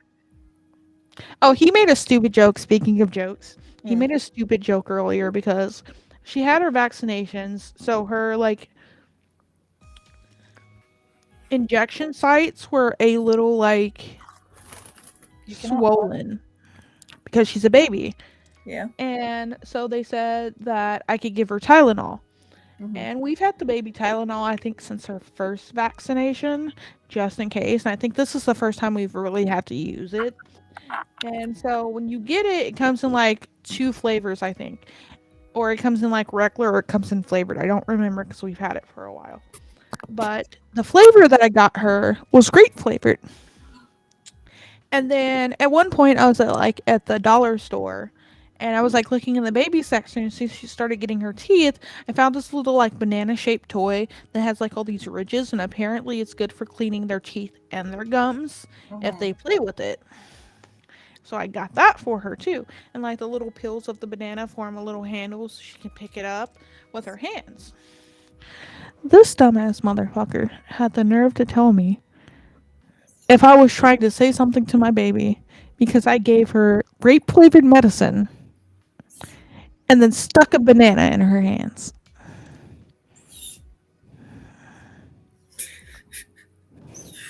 That's so dumb.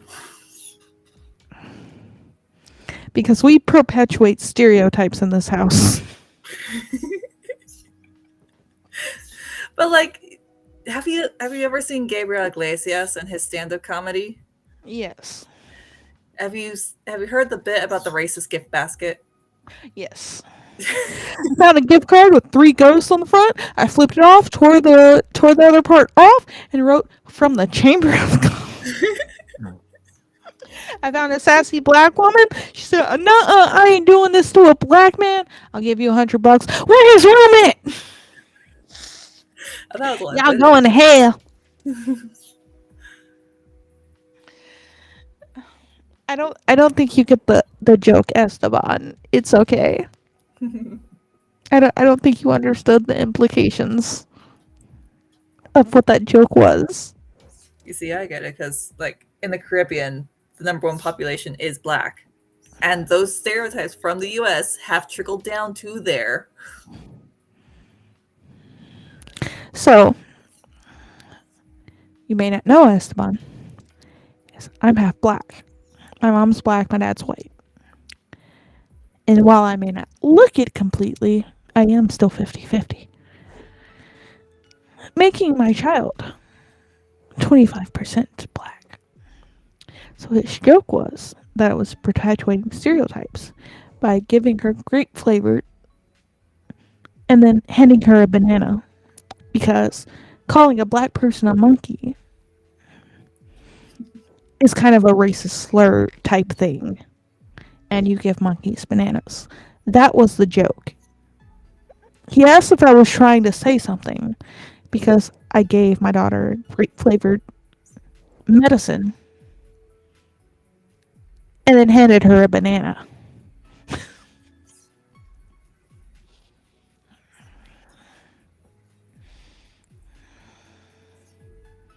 Hey, Kino, how's it going? Hi, Kino. All right. Well, Welcome in, regardless, welcome I in. have to like hop off because it's halfway to midnight. I have to get up like first thing in the morning. For It's my 1:30 for me. yeah. I'll Only probably go another 30 minutes and then end it. I'll give people chances to do some last minute questions. like people talking about mixed race experiences. If you want me to talk about a mixed race experience, I think the one that sticks out most to me has me ready to travel back to Illinois and fight a black bitch. Because this story is cray cray. Like, absolutely crazy. And I love telling it. And still to this day, I want to beat this bitch's ass. She's half my size and couldn't do anything unless she wanted to crawl up my back. Did you call her a spider monkey? That would be funny. Don't do that. That would have been fucking funny. I think she tried to add me on Facebook like recently or sent me a text message and I replied to her. No, she tried to add me on Facebook. And I replied to this bitch not to contact me, called her a racist, and then blocked her. Hey, Kino, thanks for the follow. Thanks for the follow, Kino. All right. Well, Faye, I'm gonna hop off because I gotta get up at like the crack ass of dawn. Okay. All right. It was fun having you on. Yeah, it's fun to be on. I mean, Since we just I've completely commandeered Starsense channel. There's We nothing did. she can do about it. all right. I love you. Love you too. Be safe. And me and Aaron, I think, fixed the buffering issue. So when I stream tomorrow or Okay. today, Stop by and tell me if it fixed it for you because it fixed Girl, for you're me. already in tomorrow. What are you talking about? Yes, but I mean like when I wake up, and I don't know what time it is for everyone. So today or tomorrow, whichever time it is. If it's Still today 11 o'clock for for me. you, then tomorrow. If it's after midnight, then today. Nah, I'm gonna be So hopping on, and like even if it is still buffering, I'll still be your faithful lurker. yeah, just let me know if I fixed the issue because I looked up what could have been causing it, Mhm. and I fixed it for Aaron. So I'm hoping it fixed it for you Okay. because few people have told me that they've had buffering issues with it. Yeah. All right. Sleep tasty, y'all. Everybody say bye. Bye.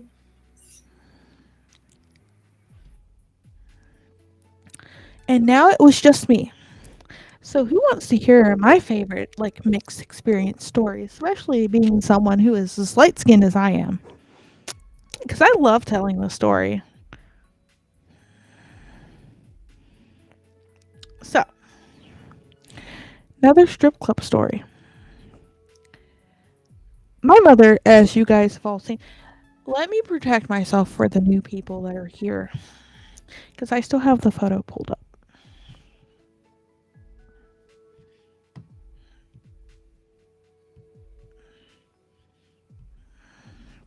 All right. Here's Grandma Faye.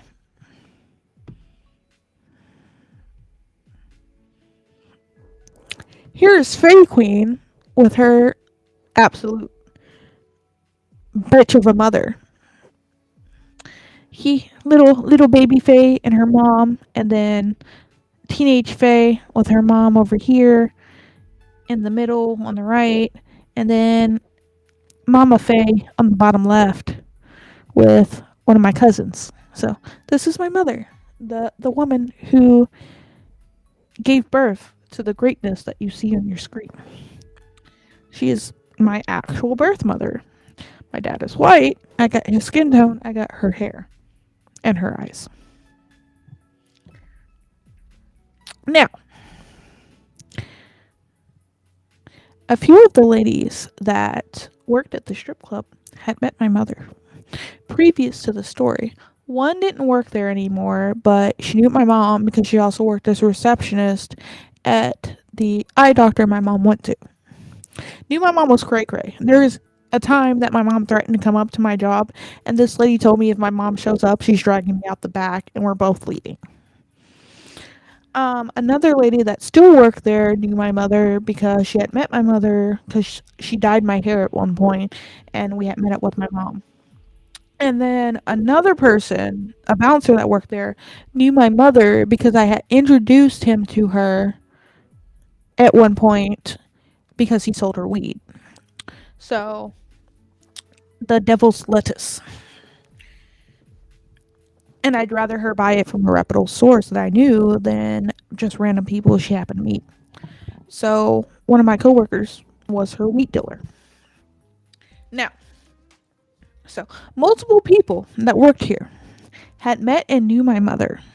Okay. So, this little short ass black girl, and I say short, she was like 4 foot something. Very, very short black girl, ghetto as fuck, worked there with her cousin. Her cousin did not have a problem with me. But apparently, me claiming that I was black was all a lie in this.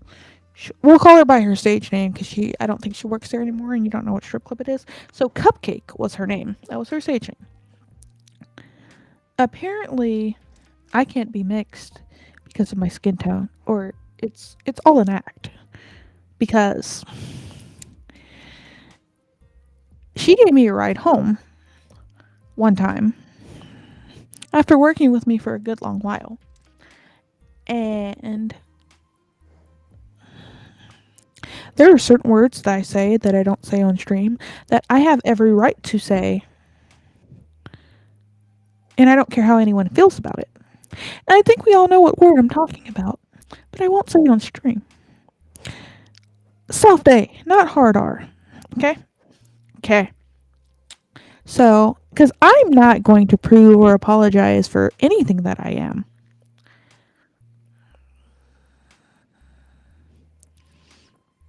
So, apparently, she did not like this, which is fine. She doesn't have to. But I won't be bullied for it either. So, I start getting little bits here and there about some of the shit she's talking. So, at one point, after this occasion, I had asked her for a ride home after work. I don't necessarily have to rely on her for a ride home because if push came to shove, the manager will give me a ride home. Not a big deal. I could also call a cab. Not a big deal. But she agrees to give me a ride home. And she's also supposed to be giving her cousin a ride home. So they start leaving. I'm breaking down the bar, like cleaning up and on the other side of the building. But I can see her. It's all open. I start calling her name. She walks out, ignores me, and leaves me high and dry at the club. Okay, fine. No big deal. It's not like I'm stranded. Don't care. But I'm wondering what's going on and why she acted like she didn't hear me and she just left when she agreed to give me a ride home. So I think the next day, because I was working there like 7 days a week because they were low on like bar staff, I pull her cousin to the side because, like I said, her cousin doesn't have a problem with me and ask what's going on. And she informs me that Cupcake does not want to give me a ride home anymore because she says I'm racist. Okay, I will give you the benefit of the doubt. When I'm working my hair straight, I have light skin. I will give you the benefit of the doubt.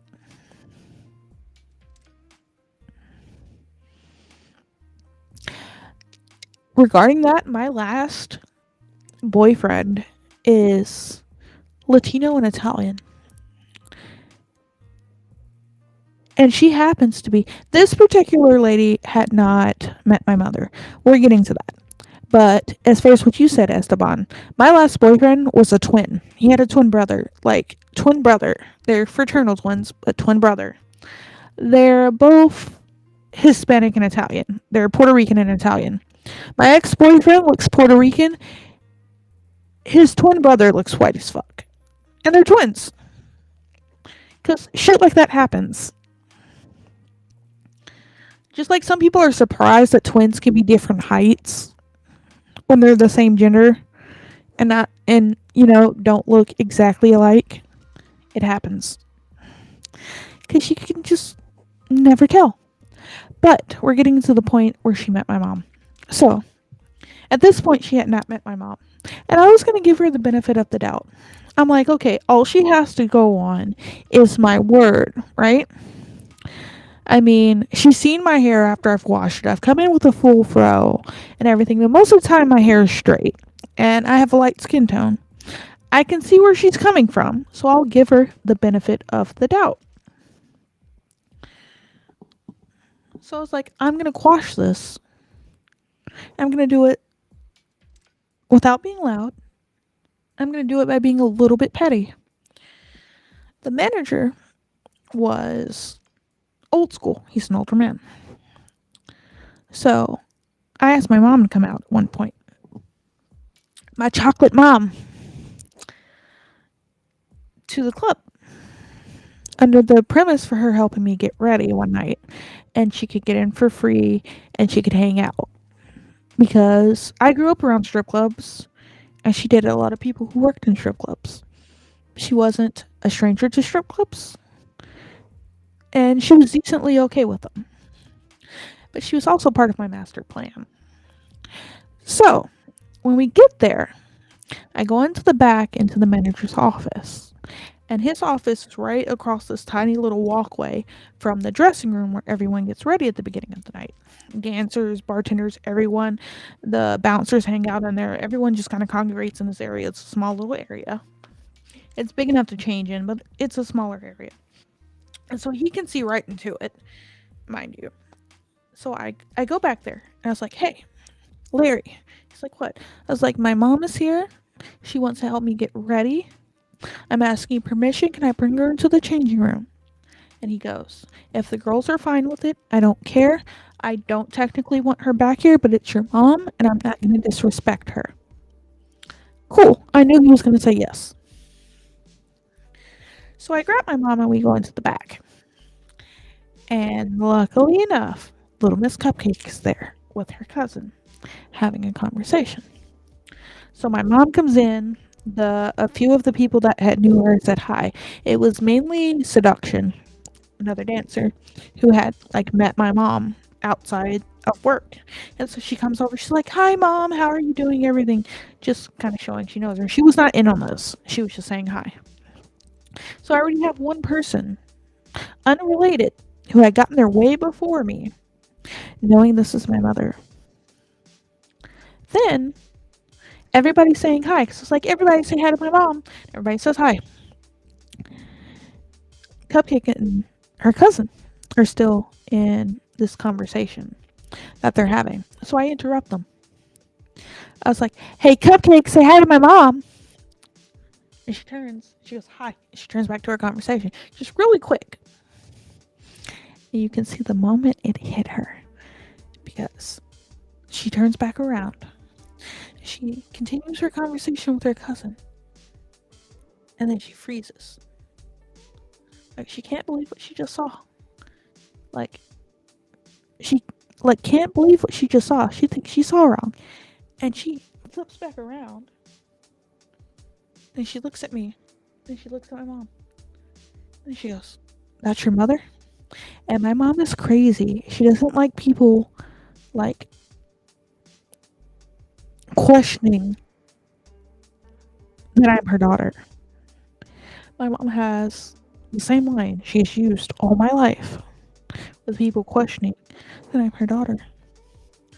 So Cupcake's like, "That's your mom?" I said, "Yes." She goes, "Your real mother." And my mother, and this is where I got into the petty part, goes, "Yes, I'm her mother. I got cut open to have her. Would you like to see the scar?" Every time without fail, she says this. And half the time, she's already pulling down her pants to show off her cesarean scar. My mom does not give a fuck. At all. And it's great in the situation.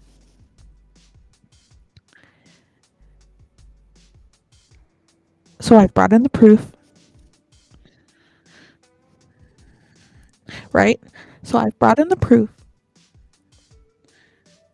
Benefit of the doubt is gone. Like, I'm no longer giving you the benefit of the doubt.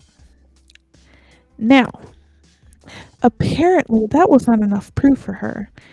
And she didn't say this, but I'm going to assume that in her mind, she seems to think that I hired some random black woman off the street. That's what I'm going to assume. Because my mom hung out all that night, had fun with everyone, yada, yada, yada, blah, blah, blah. And my mom came a few times after that and a few times before. So it wasn't like she was a stranger around.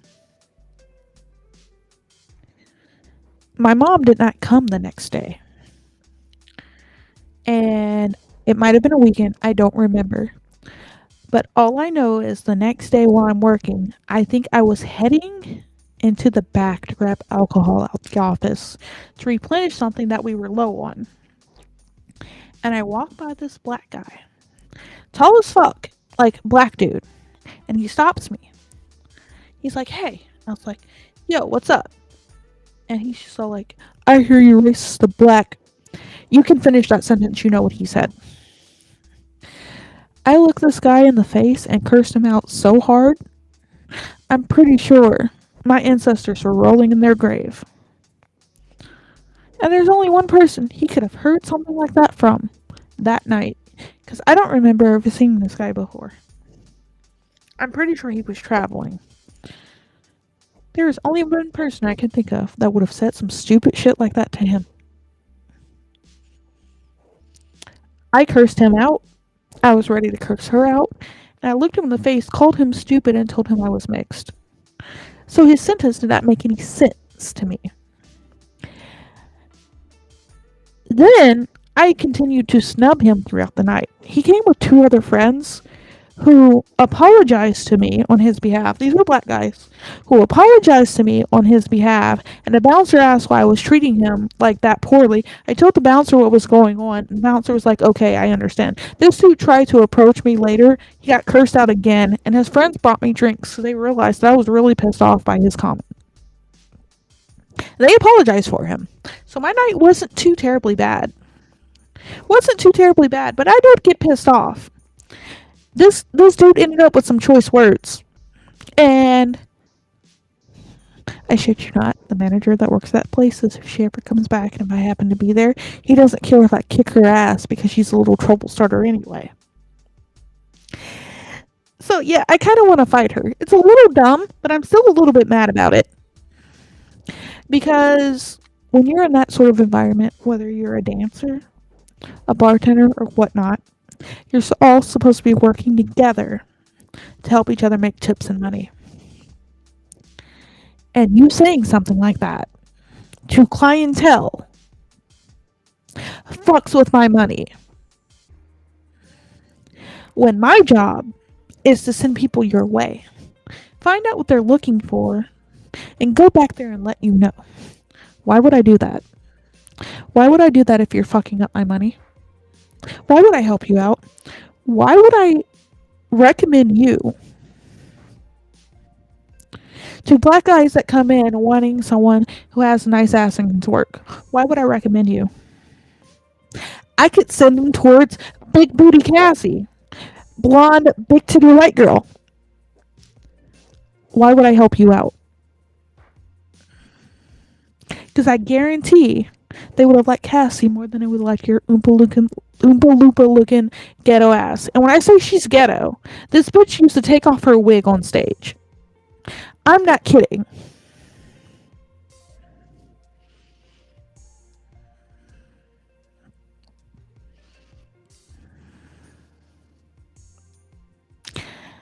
I'm not kidding about that. I found one of her. I went to go hang out with some of the coworkers after a party. And she had apparently taken her wig off stage one time when I wasn't there and had thrown it. And this bouncer had her wig at his house because she didn't take it back. I shit you not, this girl was ghetto as fuck. Ghetto. And you wanna know what the funny part is? She lived right down the street from my mother. My mother lived across the corner from the police station in this old frat house with like 5 bedrooms. And right down the street were the projects that this dumbass lived in. You wanna know how many times she saw me walking down the street or her boyfriend saw me walking down the street with my mother?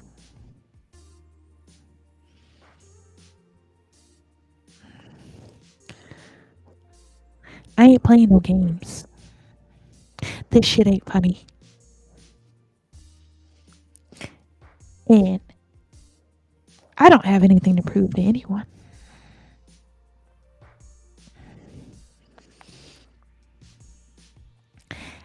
I think I have a question. How do you stay financially stable as a stay-at-home mom?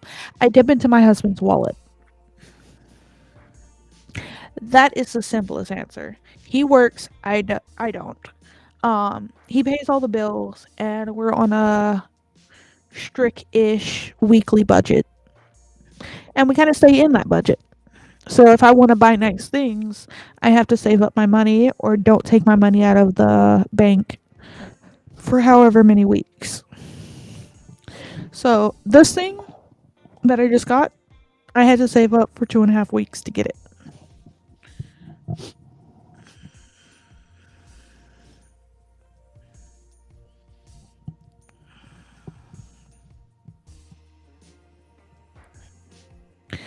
See, I've had people tell me that I can't claim both sides of myself because that, and I find that to be a stupid thing. I am black and I am also white. I am both, and I will claim to be both to the day that I die. I have nothing to prove to anyone.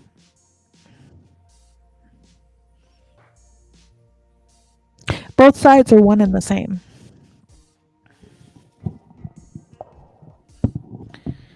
Now, if I had to choose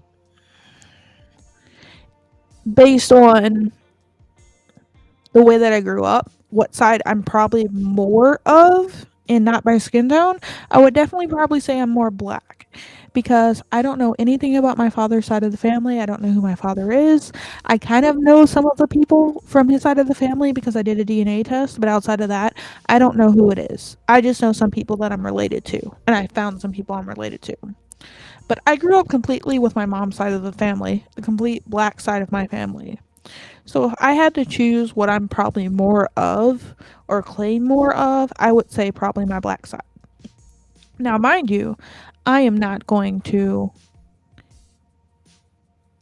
what's the word I'm looking for, deny any part of myself.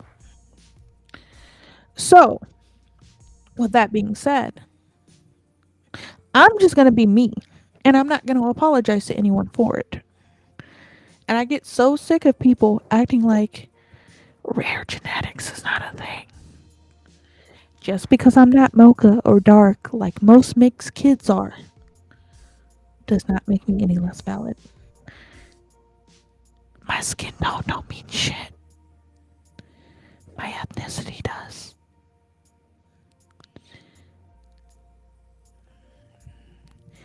And when I say, I will say whatever I feel like saying because I am half black. I'm not apologizing for it.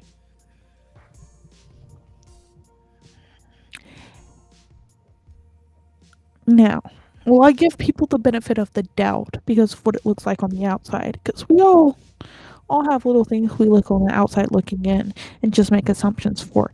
Even Leon, those of you who know Leon is, has told me he doesn't believe that I'm black. But then again, I don't have much interactions with Leon outside of just being in his streams. So that's fair. He's entitled to that. He's never been around when I've shown a picture of my mother. But he's also not rude about it and he doesn't talk shit. So I'll leave it at that because I will give you the benefit of the doubt if you're looking straight at my skin tone and don't know anything about me. That's fine. I understand first appearances. But if I give you all the proof that you need,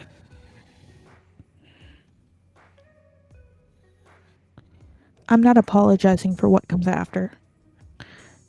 Because I don't live my life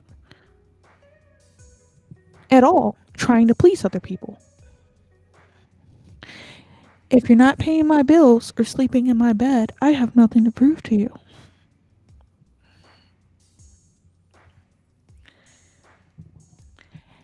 And here's the kicker for you.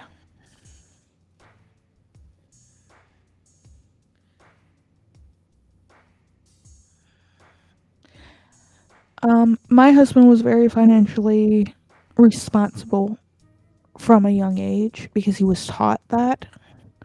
Um, so we tend to be we tend to try to stay in our budget even if we have to do things like buy baby clothes. We go over it for stuff like formula like we absolutely have to have. Or for like if we go on trips, the most but he has the budget set where he's bringing in more money than that's going out for the most part because he's had a lot of savings from before I was even in the picture. And he has other assets like stocks and things like that. So we're doing okay. We're not like, we don't have a shit ton of extra money to spend, but we're doing okay. And if it came down to it, if he needed me to get a weekend job for a while, because I don't want my child in daycare, and he watched her while I worked on the weekends, that would be fine too. I'm not against doing something like that. I'm also not against getting a job from home, working from home. But that's also a lot of the reason I start streaming to get a little bit of extra income so we have a little bit more wiggle room if I manage to get monetized. Because then I can stay home and take care of her and make a little bit like of ad revenue.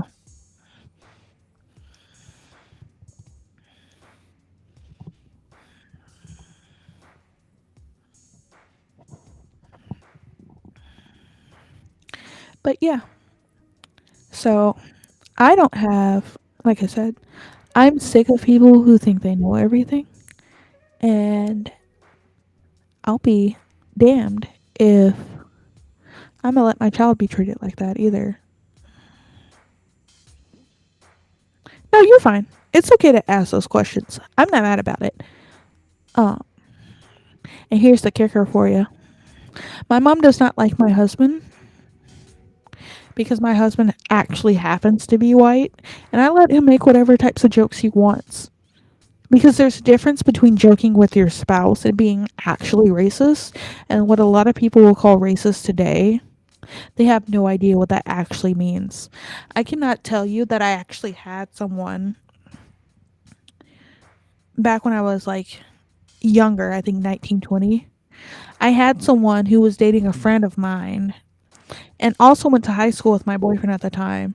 My boyfriend couldn't stand him. And my boyfriend was a redneck motherfucker and couldn't stand his ass because he was a racist, Billy badass piece of shit who liked to beat on women. And my husband did not like, or not my husband, my boyfriend at the time didn't like that. I can't tell you, I was looking for his girlfriend because I was supposed to be spending the week with her, staying the night at her house because no one would hang out with her.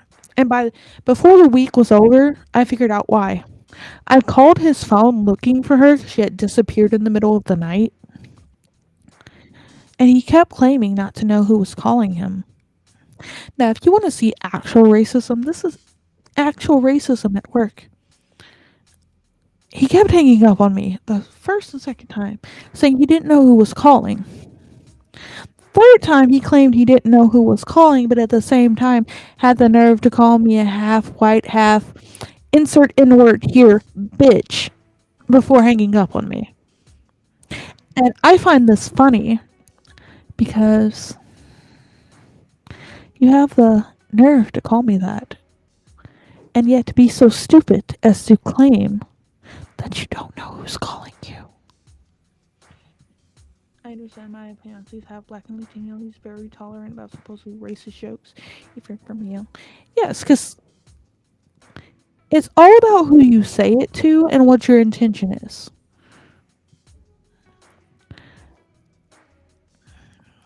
That's a lot of what goes around. Obviously, I don't feel like the types of things my husband says are racist. And if I felt like my husband was actually racist, I wouldn't be with him. We would not have a child together.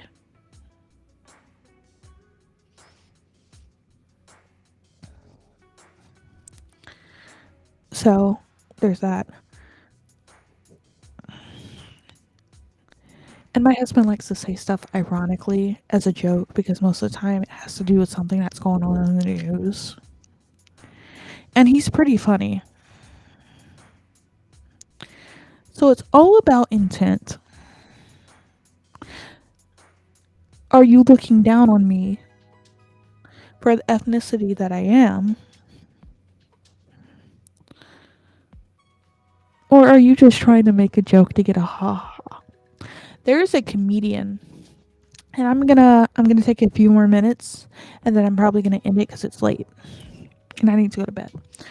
But there is a comedian who is white presenting, and happens to be mixed, black father, white mother. And I found a few of his things on YouTube, and he made a joke for someone who was heckling him about making certain jokes at a comedy club. So he jokingly called her Kamala Harris, and she had the nerve to call him a racist and knows nothing about this man. I happened to look him up because I thought his joke was funny, the original joke that he told. To come to find out on Wikipedia, which you can't trust everything you see on Wikipedia, but they try to be as true as they can, that his dad is black. And he's actually mixed. I have met someone who works at a restaurant who shaved his head, but me and him had a conversation too that he was also lighter mixed.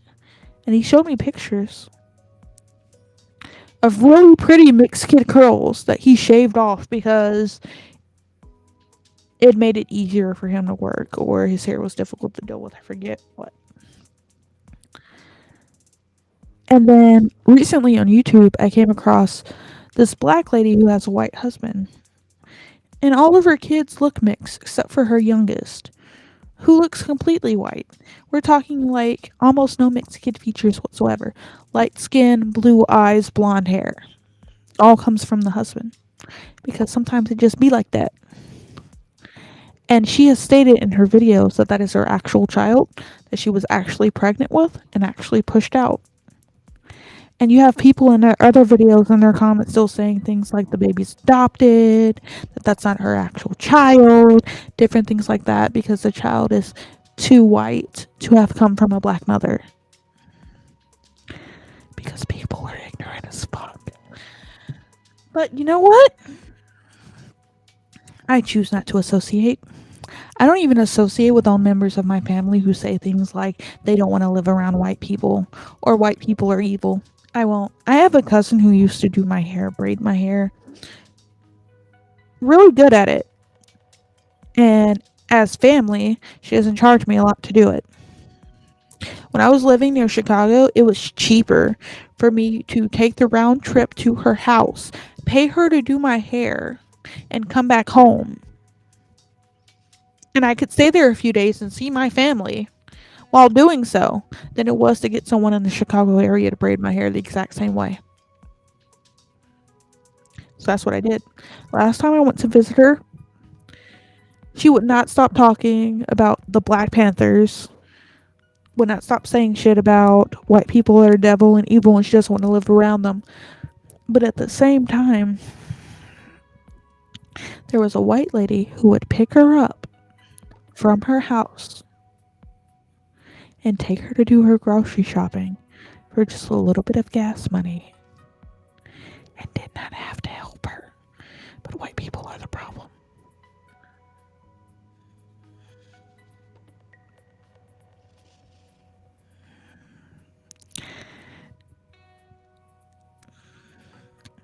Can we all agree that stupid people are stupid?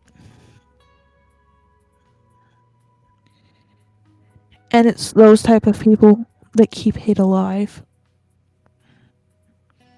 That's just all I want to say. That's how I'm going to end that. And all I have to say to the next person who wants to tell me that I'm racist because I happen to be light skinned and say the things that I say and make the jokes that I make, you can kiss this afro I have bundled up behind my head because it's not fake. And I have nothing to prove to you.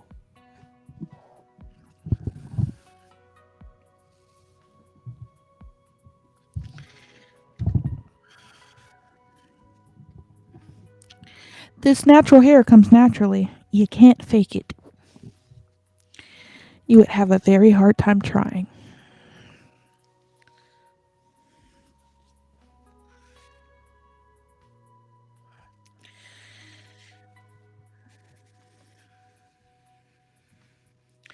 All right. Any last questions? I will give, let's say, countdown 1 minute for anyone to put your last questions in the chat. And I will answer them in the order that I received them. And then after all those questions, I am going to bed because it is 2 a.m. for me. I still have to stream in the morning after I wake up and I get the baby ready. Usually my time about somewhere between, let's say, 10:30 to 12. Yes. I've been told that I have black features. Even my racist ass cousin has told me that I have the black nose and lips. But some people like to judge at first glance of just seeing my skin tone. But I still do have to stream tomorrow. Somewhere between 10:30 to, I want to say, 11:30 my time is usually when I start streaming. So about 8 to 9 hours from now.